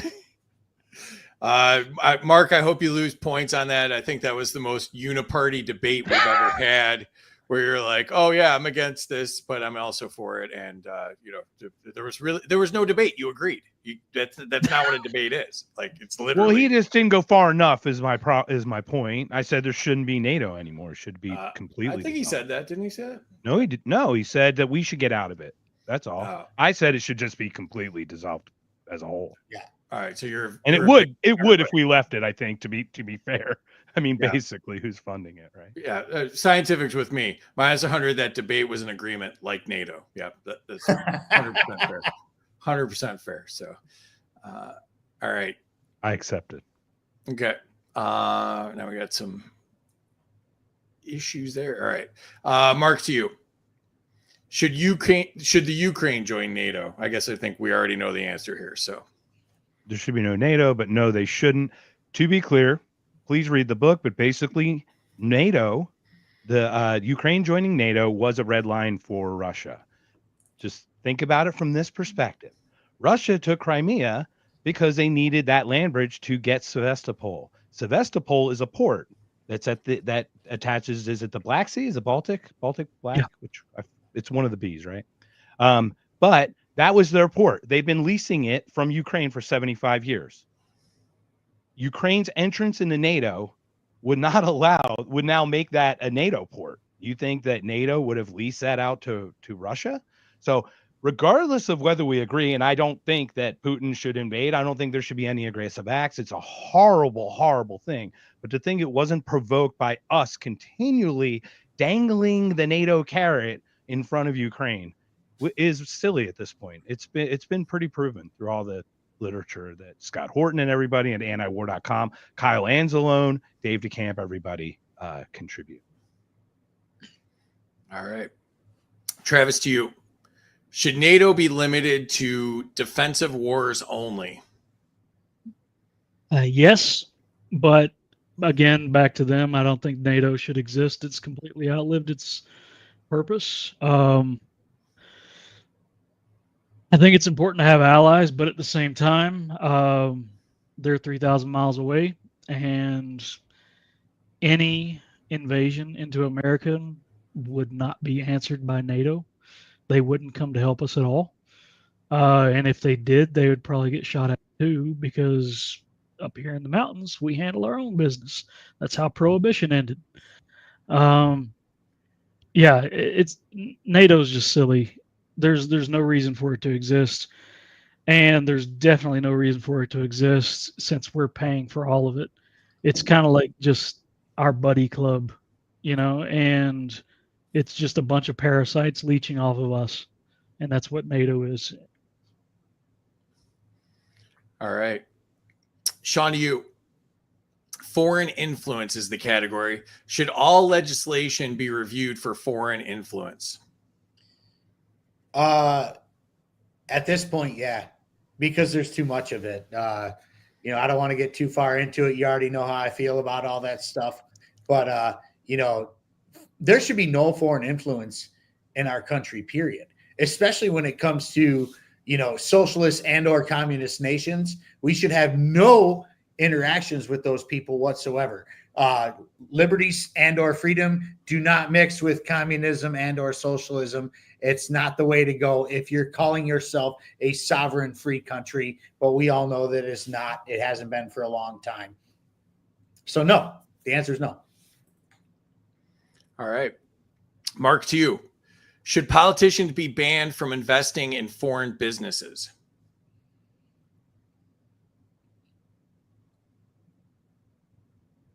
Can you repeat the question, sir? I got completely lost there for a second. Oh my God. Are we really going to do that? Is it past your bedtime? I thought you were out west somewhere. Dude, I'm pushing an age that you don't want to be, man. No.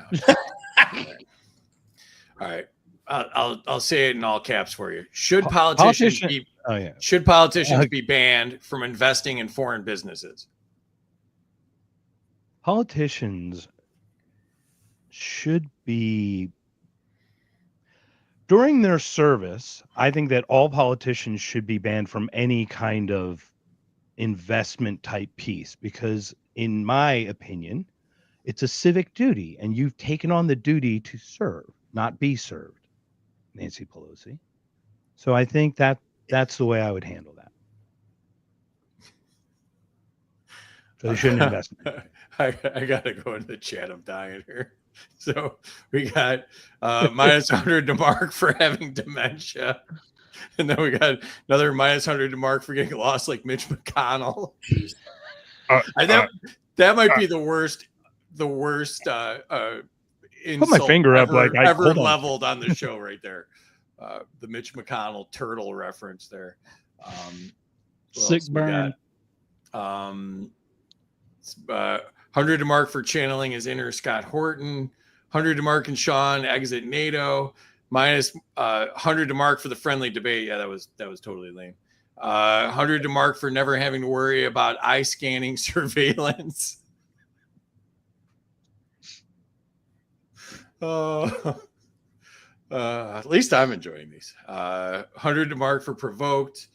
Minus 100 to Zach for nuking Shaun. Across the board, we're being communist today. Yep. Whoa. Damn. I still think the Mitch McConnell insult was worse. All right. So, all right, back to Travis. Should politicians be banned from having dual citizenship? I don't think dual citizenship should tongue-tied. I don't think politicians should have. I don't think dual citizenship should exist at all, like as a concept, let alone our politicians. I mean, Papa would call that being a traitor, and I would agree with him. I mean, I'm kind of a moderate for an Appalachian. Like Papa would probably want him horsewhipped and tied to a tree, or But like, yeah, you're either an American or you're not. And if you're not an American, GTFO. All right. I didn't understand any of the farm stuff there, but I think it was rather than that.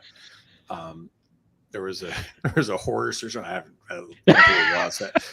I heard Conrad Joe playing in the background. That's all I heard. Yeah, exactly. All right. Shaun, to you.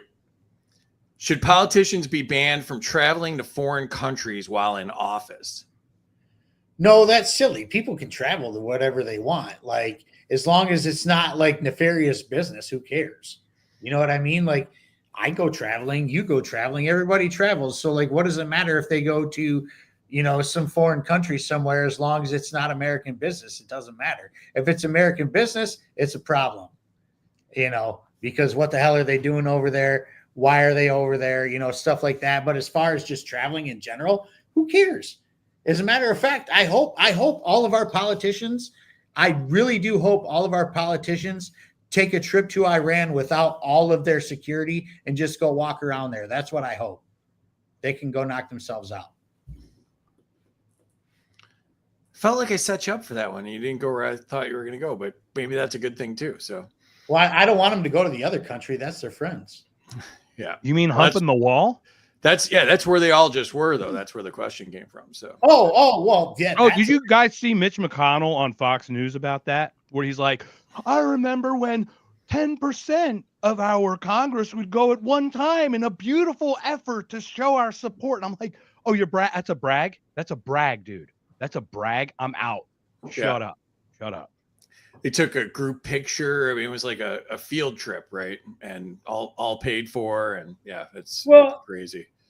Go for it.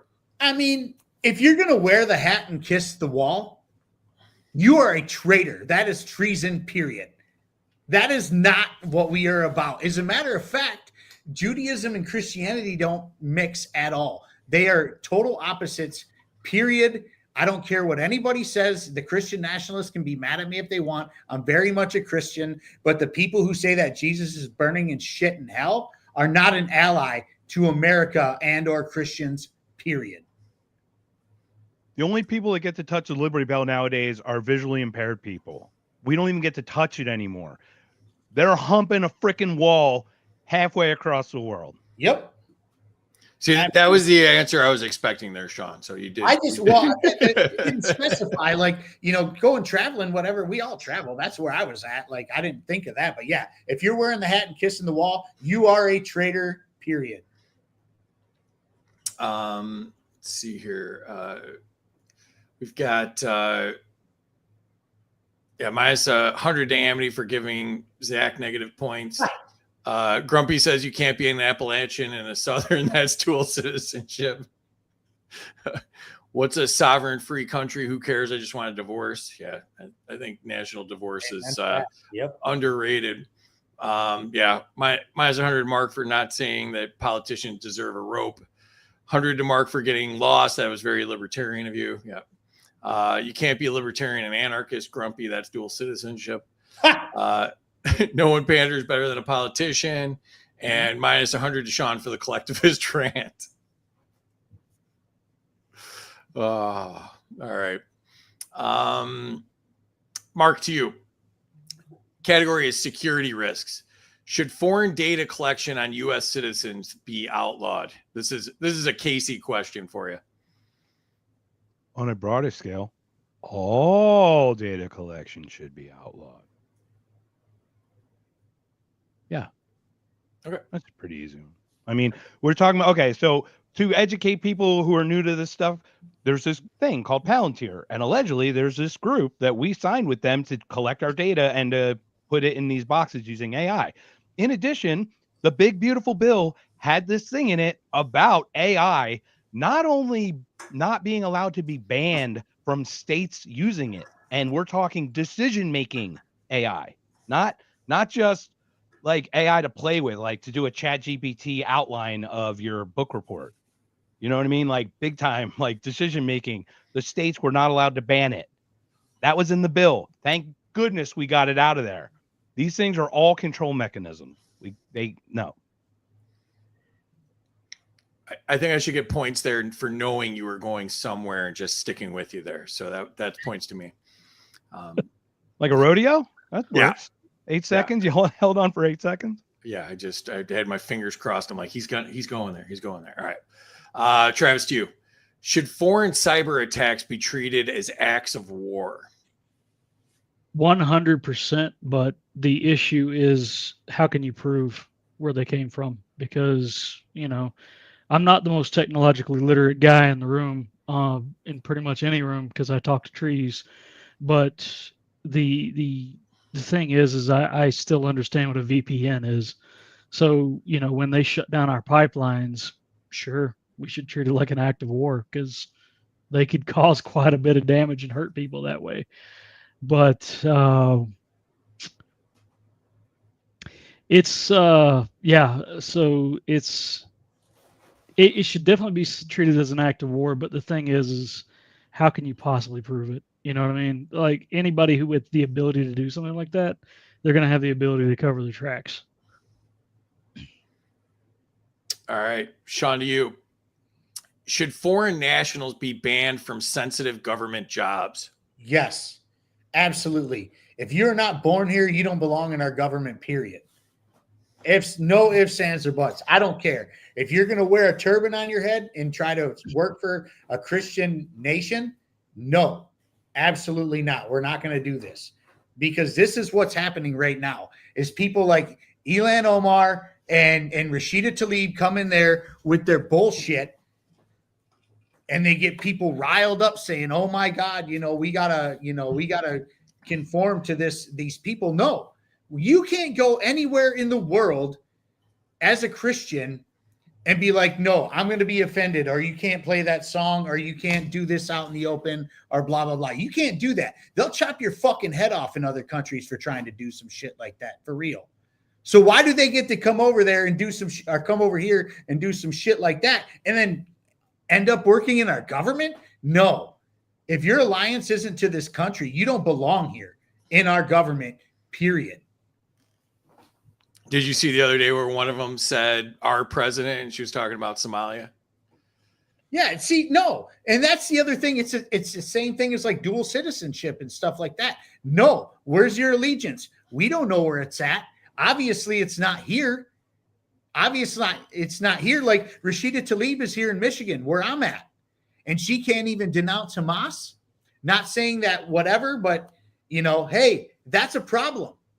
Because I'm not going to say that. Well, I'm not going to go there. It doesn't matter.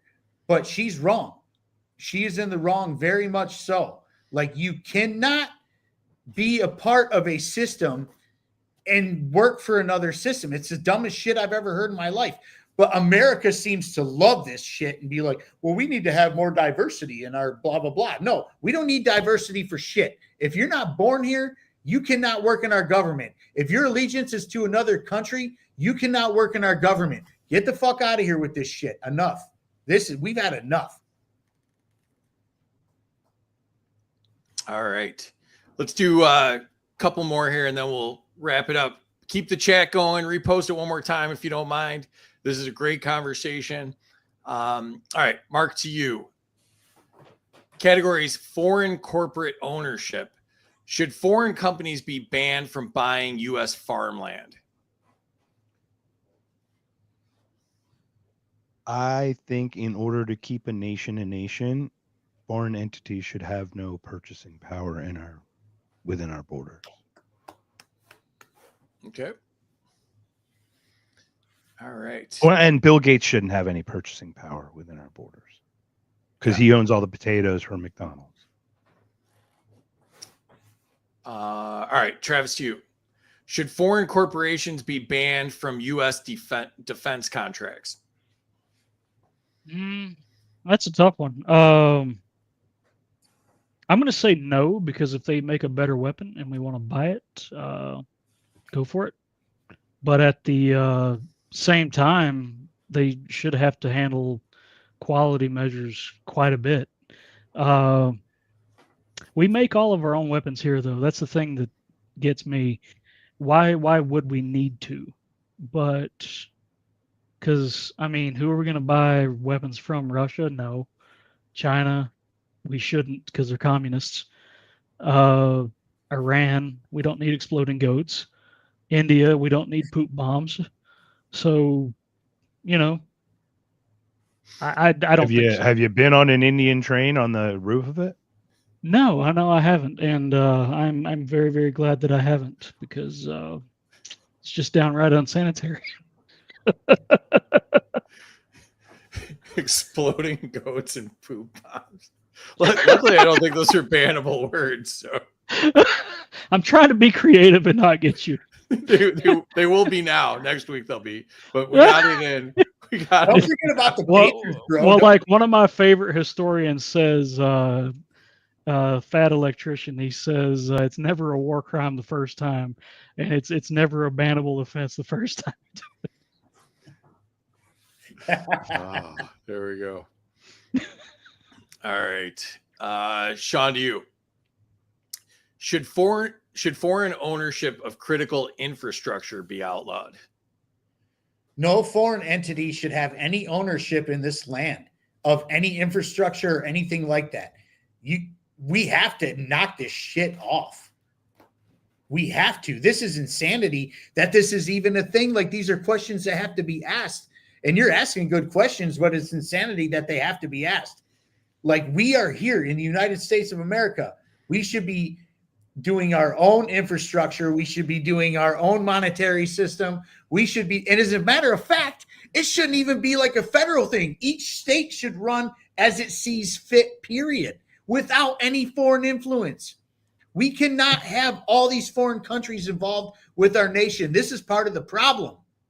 This is a big part of the problem, is there's too much foreign influence, but money talks.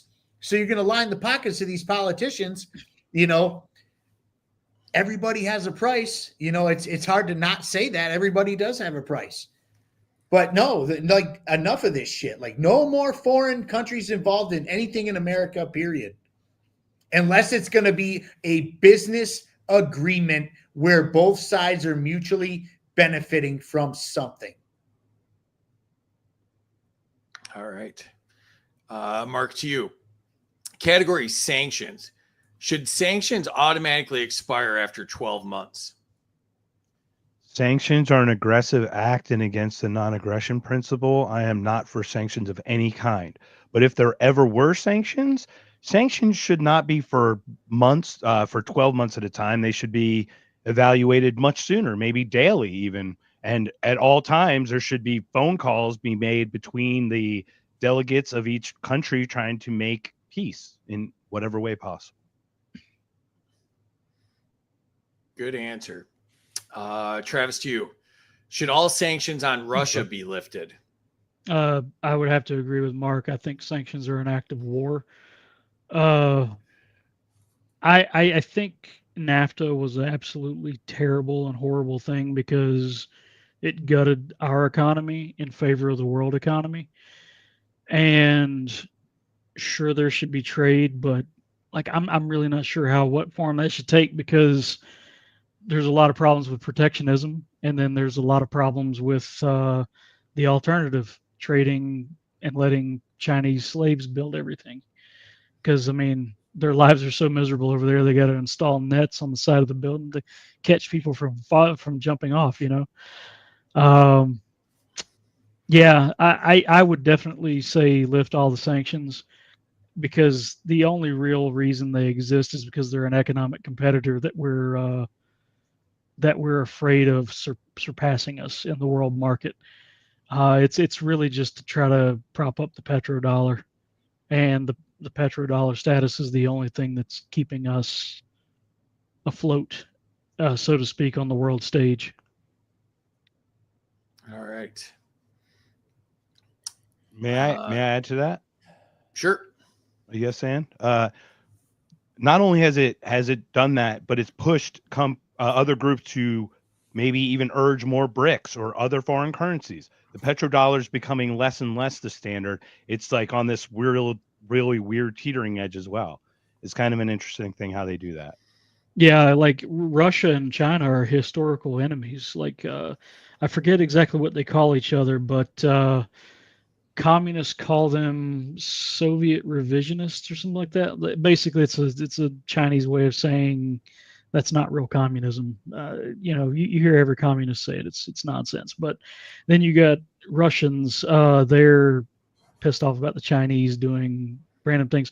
But the thing is these sanctions on both are pushing them closer and closer together. And if they really start trading and becoming friends, we're in trouble. And you do not want to alienate Modi. Look at Indian oil sales, have gone from 2% to over 25 or so percent of their total purchasing from Russia. And that is completely because it's been cheap. And then they refine it and then they sell it back to the EU or back to us.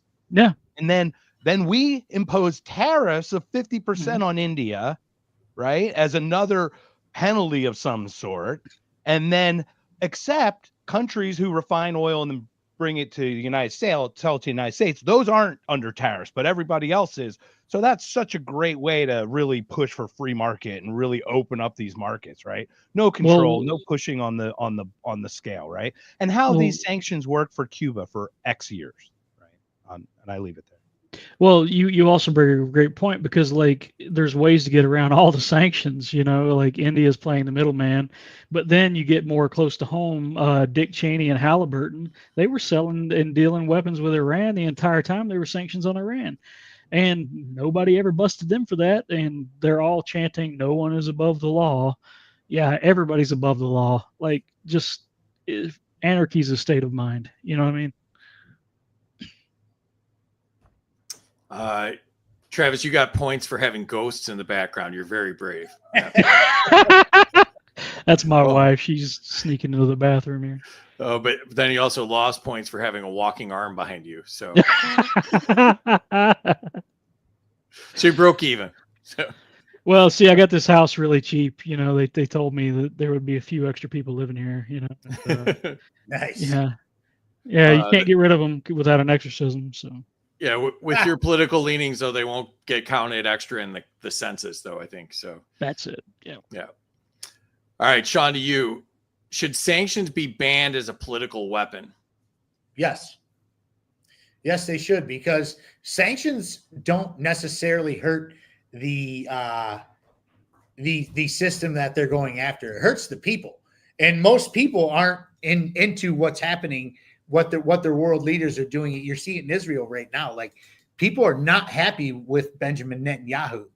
They're actually actively trying to leave the state of Israel, and he is banning their passports so they can leave. You know what I mean? Sanctions are catastrophic to the common person, not governments. As a matter of fact, when the United States put sanctions out on Russia, they were still pumping out oil anyways to other countries. So what did it really do besides hurt the Russian people who didn't want that war in the first place? I mean, on paper, they sound really great because you're sticking it to the man. You're sticking it to the bad guy. But really, you're sticking it to civilians who are just wanting to be left alone and live their lives like the rest of us are. So sanctions are atrocious, to be quite honest. May I add quickly about the sanction piece? Yeah. You already had a sanction piece, but go for it. Oh, not only did Trump have that thing about FEMA being withheld, FEMA monies being withheld to states that want to boycott Israel. I mean, really? Yeah. Like, if we're going to do it, like, how silly is that, right? It's just the absolute silliest thing. And then look, we've been sanctioning Venezuela since 2006. Marco Rubio worked on a bill with Bob Menendez, Gold Bar Bob, that guy, on a bill to keep Venezuelans in America, to hurt Venezuela. They do not care about us. They do not care about us. They do not care. They just want to disrupt these places.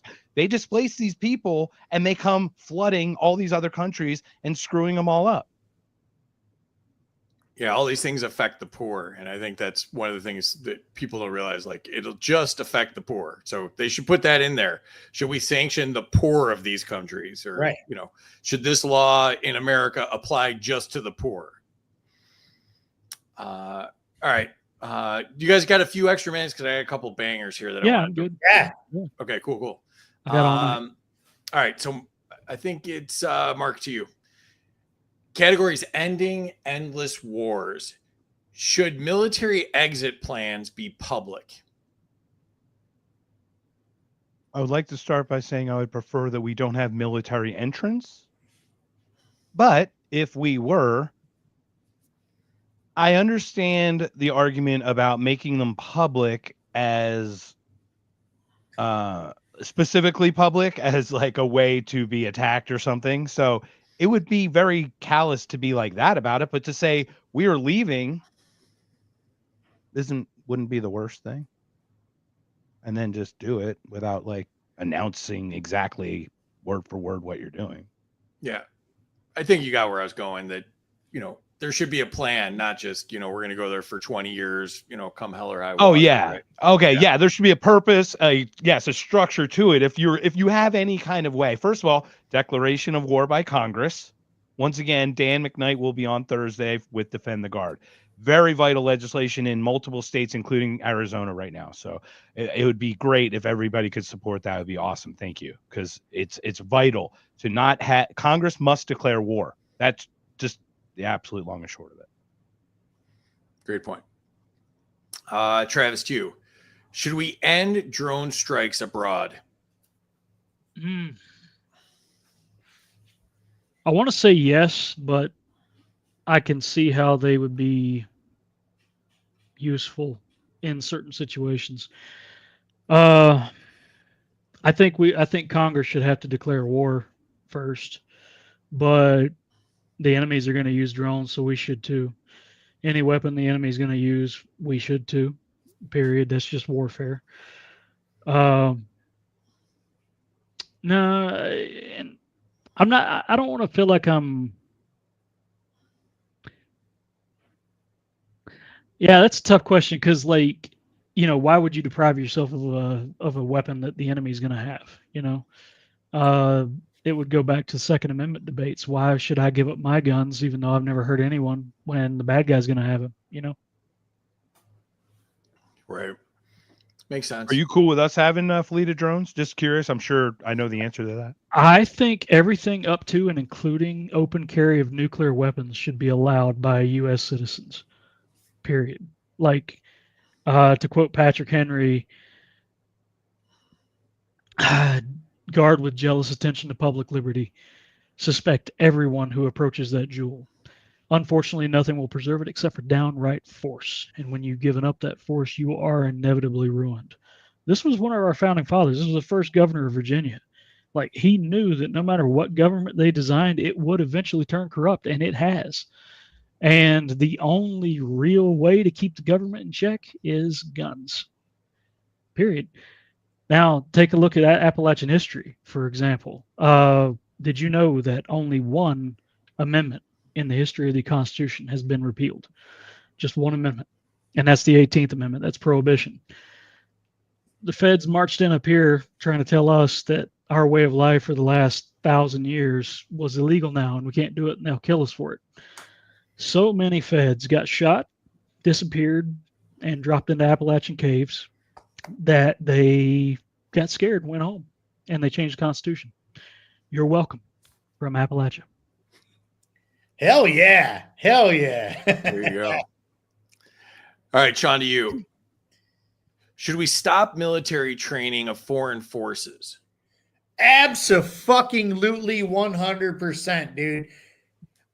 I don't know what to tell people, man. Like, you want to have a military, you're on your own, dude. You figure it out. You train your guys. You hire the best guys who are going to train your guys or whatever and knock yourselves out. But why should we give away our secrets to other countries? That is the dumbest shit I've ever heard in my life. That's like an MMA fighter training with his opponent, right? Like, then you're going to see each other's shit and know how to figure it out. Like, absolutely not. Like, these training exercises with foreign nations is absolutely absurd. America only. That is my war cry at this point. America only, period. Absolutely. Mark, back to you. Category is intelligence agencies abroad. Should the CIA be allowed to operate covertly in foreign countries? I'm sorry to defund and demonetize your channel, but fuck the CIA. Fuck them. Fuck them all to hell. Fuck them all. Fuck them all. Sorry. It's evil. It's evil. Absolutely evil. We'll see. Since JFK, since just before JFK, since whatever, Smedley Butler, Eisenhower, all that. CIA comes to power. JFK goes away. Oh, yeah, look at that. I would like to debate that one a little bit. Please. All right. Let's do it. Hang on one second. I'm hitting all sorts of wrong buttons here. It's that time. So, all right, let me put you guys on the screen and then go for it. Whoop, that, like I said, lots of wrong buttons. All right, so I definitely agree with what you said. They've done a lot of evil shit. Like I'm talking Operation Northwoods, we're talking Project Mockingbird, But again, back to what I said about drones, why would we deprive ourselves of a weapon that the enemy's going to have? Espionage has been in warfare since time immemorial. Washington had his legions of spies, soft wet works behind the scenes. I think like the CIA definitely needs to have a bridle on it to where the people can just snap that whip and tell them to fuck off and stop doing this stuff. Like the stuff they've done overseas is absolutely monstrous, but what form could they take that could make them keep their actual function but not be weaponized against the citizens? Because the crack trade with Gary Webb was famously found with 2 gunshots in the back of his head and they ruled it a suicide. So, this is, in the infamous article, it says CIA has found no link between itself and the crack trade. But my point, what I respectfully submit to you is that they might be a necessary evil because they are bad guys, but they are our bad guys. To clarify, I said about the CIA. Yeah. Compel me with an organization that is extremely limited to the point that you're talking about, where we're keeping an eye on people. That is a very different conversation.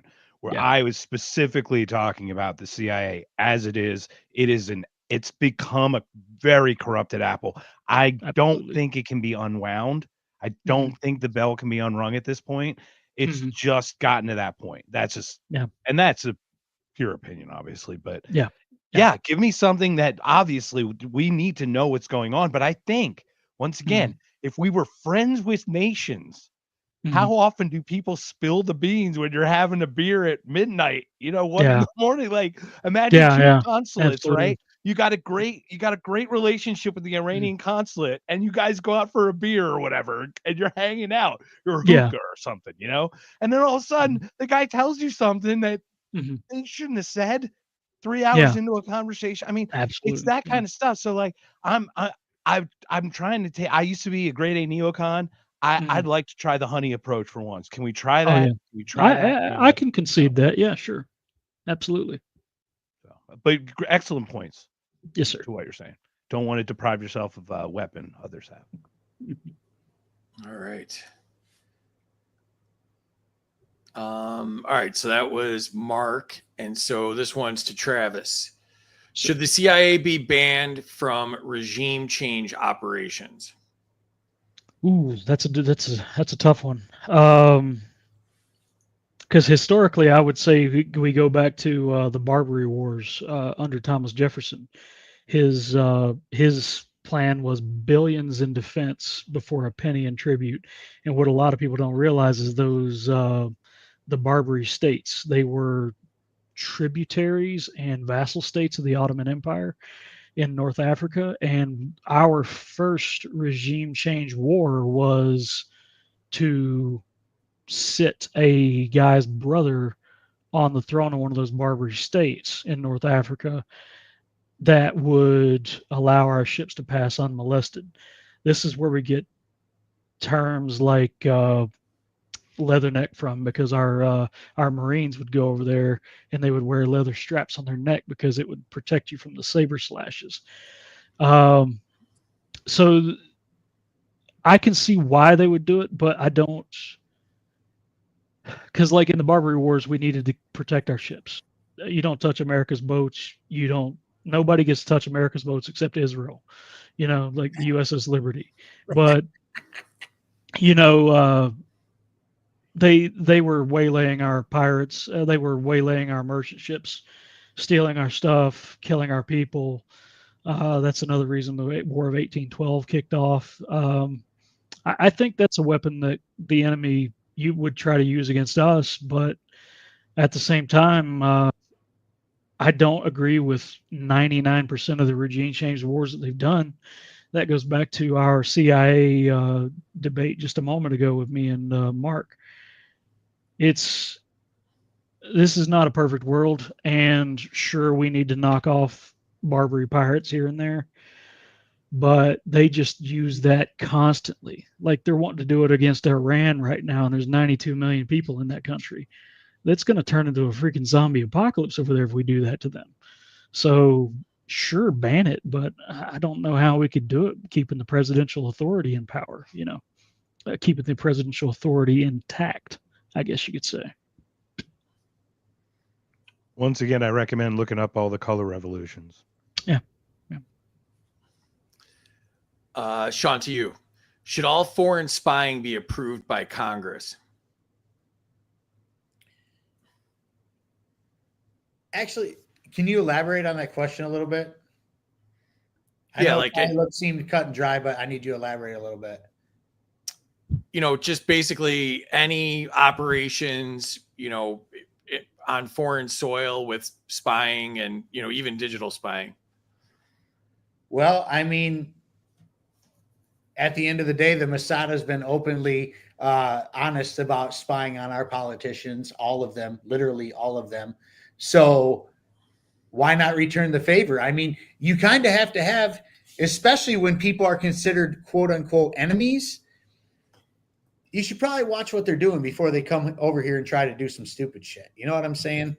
Like, if that makes any sense at all. Like, I'm very much against like that stuff, but at the end of the day, if they're spying on us, we should be spying on them.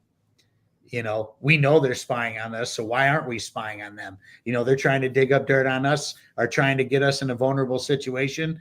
You need to make sure you don't put yourself in that vulnerable situation. But at the end of the day, the United States has also ignored a lot of spying, such as, World War II, when they had intelligence that Pearl Harbor was going to happen. And they did nothing. They actually had a time frame on when Pearl Harbor was coming, and they did nothing about it. So does it really matter at this point? Like they do it all the time. They also knew 9/11 was going to happen, but we're not going to go into all that either. But, if they're spying on us, we should spy on them. Yes, 100%. 9/11 was the last one on the get banned bingo card. So thank you for dropping that in there. I question about that one too, because the thing. Yeah, thank you. It is every vote is recorded publicly, right? So like C-SPAN would have a vote. It's like, should we spy on China? Do we really want that to go to like a vote that's like 256 Democrats vote yay or something? Like that seems like a weird thing, right? I guess it would be funding for an organization that would do the spying. And no, then they do have closed door briefings or what? How'd they do They that? prove stuff in committee that's not published publicly. Okay. So got it. But that wouldn't be all 435 then, right? That would just be within committee, which would be a very limited number of people, right? Well, I mean, it was my idea, so there's probably some holes in it. But basically, it would come to a floor vote and approve this, and yeah, I mean, it something like could that in be a funding done, way. But yeah, just basically, I just imagine it's like we're spying on Russia, yay, nay. It's like, what the fuck's going on here? Well, I mean, that shit shouldn't be public. Like, the Mossad's kind of stupid because their agents get out there in the open and be like, well, yeah, we've been spying on all the U.S. politicians for decades now and stuff like that. Like, if you're going to be spying on people, you should probably shut your mouth about it. You know what I mean? Otherwise, you're not really spying. They know what you're doing. But at this point, I think everybody's spying on everybody and they all know it. And they're just doing it because they have to.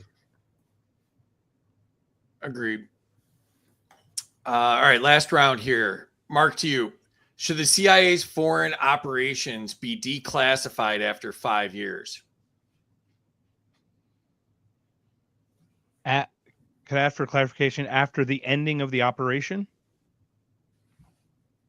Sure. Kind of like a Hall of Fame thing. They should be immediately released once an operation's complete for review, for postmortem, for deciphering and looking at all the stuff that was done to see how and what was done and how, whether it was success by measures and whatnot, and get all the metrics. It should be public right away. All right. Travis, to you. Should intelligence agencies operate only in wartime? That is an excellent question. I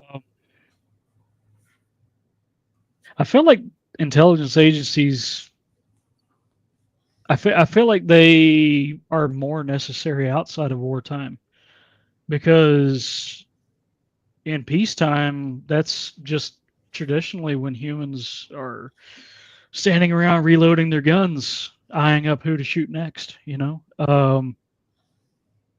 like they knew Russia was going to invade because there was a buildup on the border of Ukraine.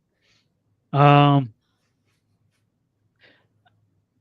going to say yes, but with a caveat, because we do need to know what our enemies are doing. We need to know what might happen. Because if they actually aren't full of shit and actually do have a 100 megaton bomb, we need to know about that. Because they drop that on somewhere really critical like Yellowstone, that's going to fuck the entire nation up, man. You know what I mean? Um, yeah, I'm not a very good anarchist. I'm going to be honest with you, because I can see some of the reasons for big government, but they just abuse their power. And I think the ultimate check to any and all authority is that the civilians are armed, and that's why I quote Patrick Henry so much, because we can write whatever we want on a napkin and call it a law, but there's no way to enforce it. The Constitution is just paper. Like back to the quotes about Lysander Spooner, he said it's either authorized the government in which we've had or been powerless to prevent it. And I think it's powerless to prevent it because the government ignores the conscious, tongue-tied, minus 100 to me for tongue-tied. Anyway, so the Constitution is just paper, and the government ignores it all the time. And the only way to make them be like sorry is to spend 9 years in court, and then they're like, okay, sorry, but we're going to do it again. I forget the question. I'm sorry. No, it was a good answer. Last question to Shaun here, and it's a wrinkle on the same question I asked Mark, but should covert operations require public disclosure afterwards? The American people need to know everything that the government is doing, period. Period. There should be nothing that is secret to us, because at the end of the day, we are paying them. They are our employees. I can't reiterate that enough. We need to know what the fuck they're doing and why the fuck they're doing it, period. Otherwise, why are we paying them? What are we doing? So they can do whatever they want with the money and go blow up brown children on the other side of the pond, or do whatever they're going to do, or overthrow governments for whatever reason they decide to do with the CIA? We need to know what the hell's going on. And I'm not saying like we need to, they need to make a public announcement. Hey, we're going to do this covert operation, because at the end of the day, it's no longer covert if they're going to tell us about it right off the rip. But after it happens, they need to be like, yo, this is what we did, and this is why we did it. Very transparent. No black and white, or everything black and white. No gray area. This is what we did. This is why we did it. And that's that. Good way to end it there. So, all right. Get your final scores into the chat here. Let's see who won. And let's jump into the chat before we do that. And Grumpy said Palantir started as the CIA. Facts. 100 to Travis. Cyber attacks are acts of war. I can tell you I can prove it. 100 to Shaun. You have to be born here. Zach says no individuals have to protect their own data. Anything you put out there in public, you forfeit. Think hard storage compared to open blockchain.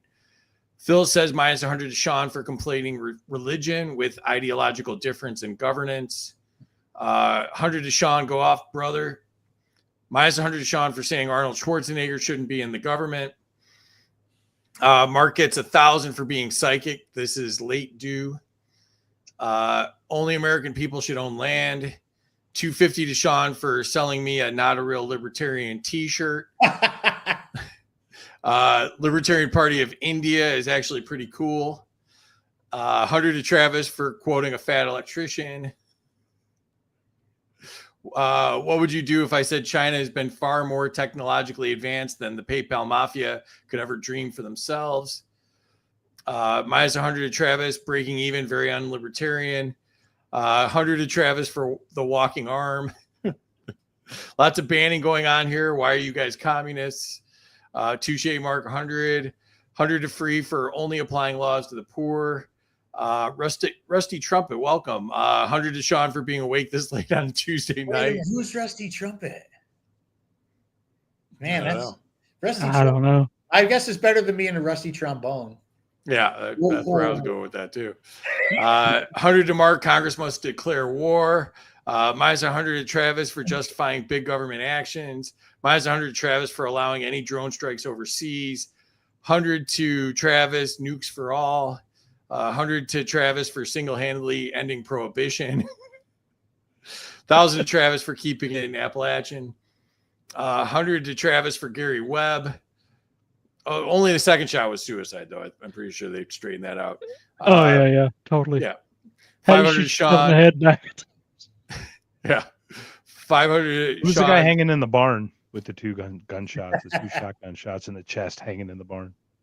Yeah. I think it was Hillary Clinton's buddy or something like that. Yeah, it was one of the 30 or 40 or whatever. Oh, it was one of them. I just don't remember the name. It Yeah. wasn't Foster. Foster was the one on the bench in the park. Yeah. 500 Shaun. You're welcome for more training things we foreign mentioned to troops. get banned. Yeah. Minus 100 to Mark for the honey approach. Let's burn it all down. Yes. 100 to Travis. Don't mess with our boats. Add another 50 for the caveat.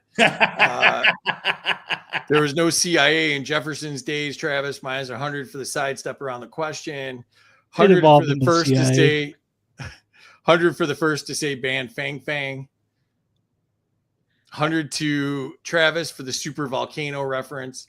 Minus 100 for not saying the blockchain fixes transparency issues. 100 to Travis for being my homie in the great state or the great Commonwealth of Virginia, the OG South. And minus 1,000 to Zach for typing novels in the chat. Was Chris unable to type novels? Usually that's his thing. So minus another 1,000 to Zach for taking Chris's job. And all right. You guys ready to Culturally see how it appropriating went Chris. for you? I lost. I got nuked.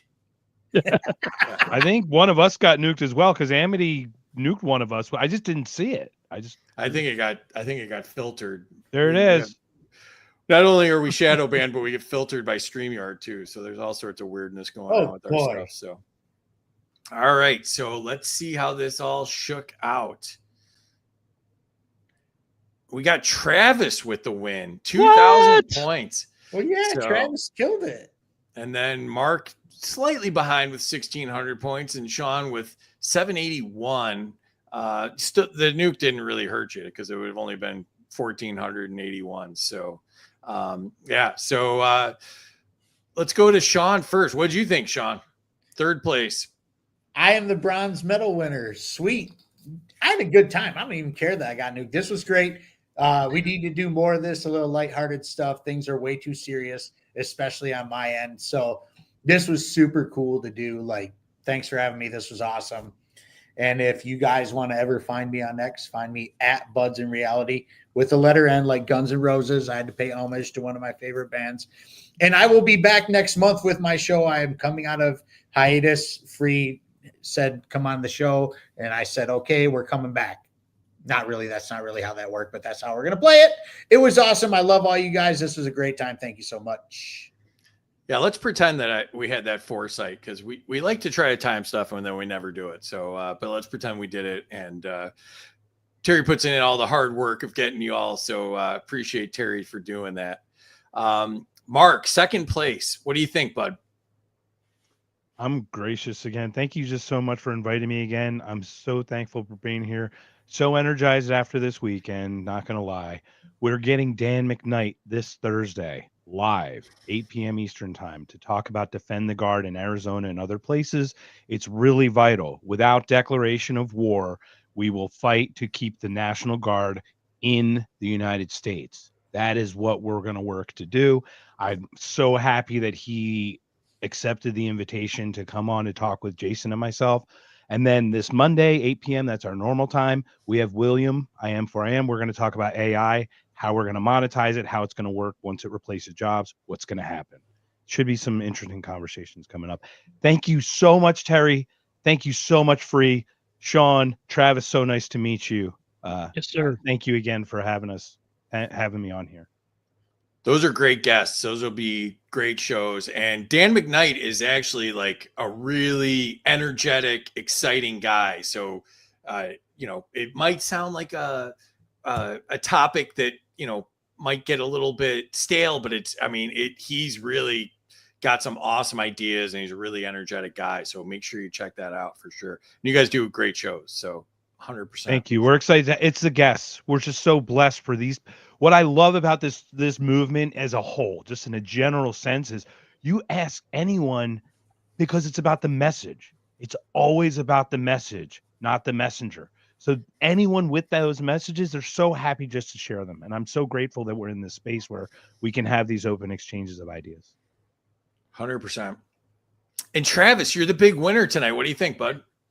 I did not expect to win, man. I'm retarded on the best day. Yeah, like you've seen how many times I get tongue tied. You've seen how many times I just kind of forget names and stuff like that. But dude, I had so much fun. Thank you guys so much for having me. Thank you for all the background people there, like Terry and stuff like that. You guys have been awesome. Please stop by my profile, follow if you can.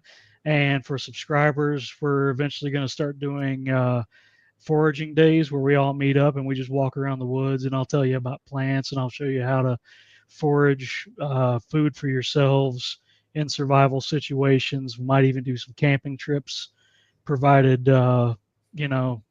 it doesn't turn up to be a bunch of black Suburbans pulling up. But yeah, then we might do some range days and stuff like that. So definitely stop by and subscribe if you can, because I'm actually putting the money to work and we're going to make some really good Appalachian content. Please follow my other Appalachian friends like Amity here in the chat. Get on Tap. They were gracious enough to host me the other day, and we got to fire their Civil War cannon, which was freaking amazing. But yeah, you guys, thank you so much for having me. Like, I've had a blast, and it's been an absolute honor to share the stage with these two guys. Absolutely. Awesome having you. Let's throw Terry back up here. Terry, what'd you think tonight? Tonight was so much fun. You guys did a fantastic job. I got some history lessons. I learned stuff.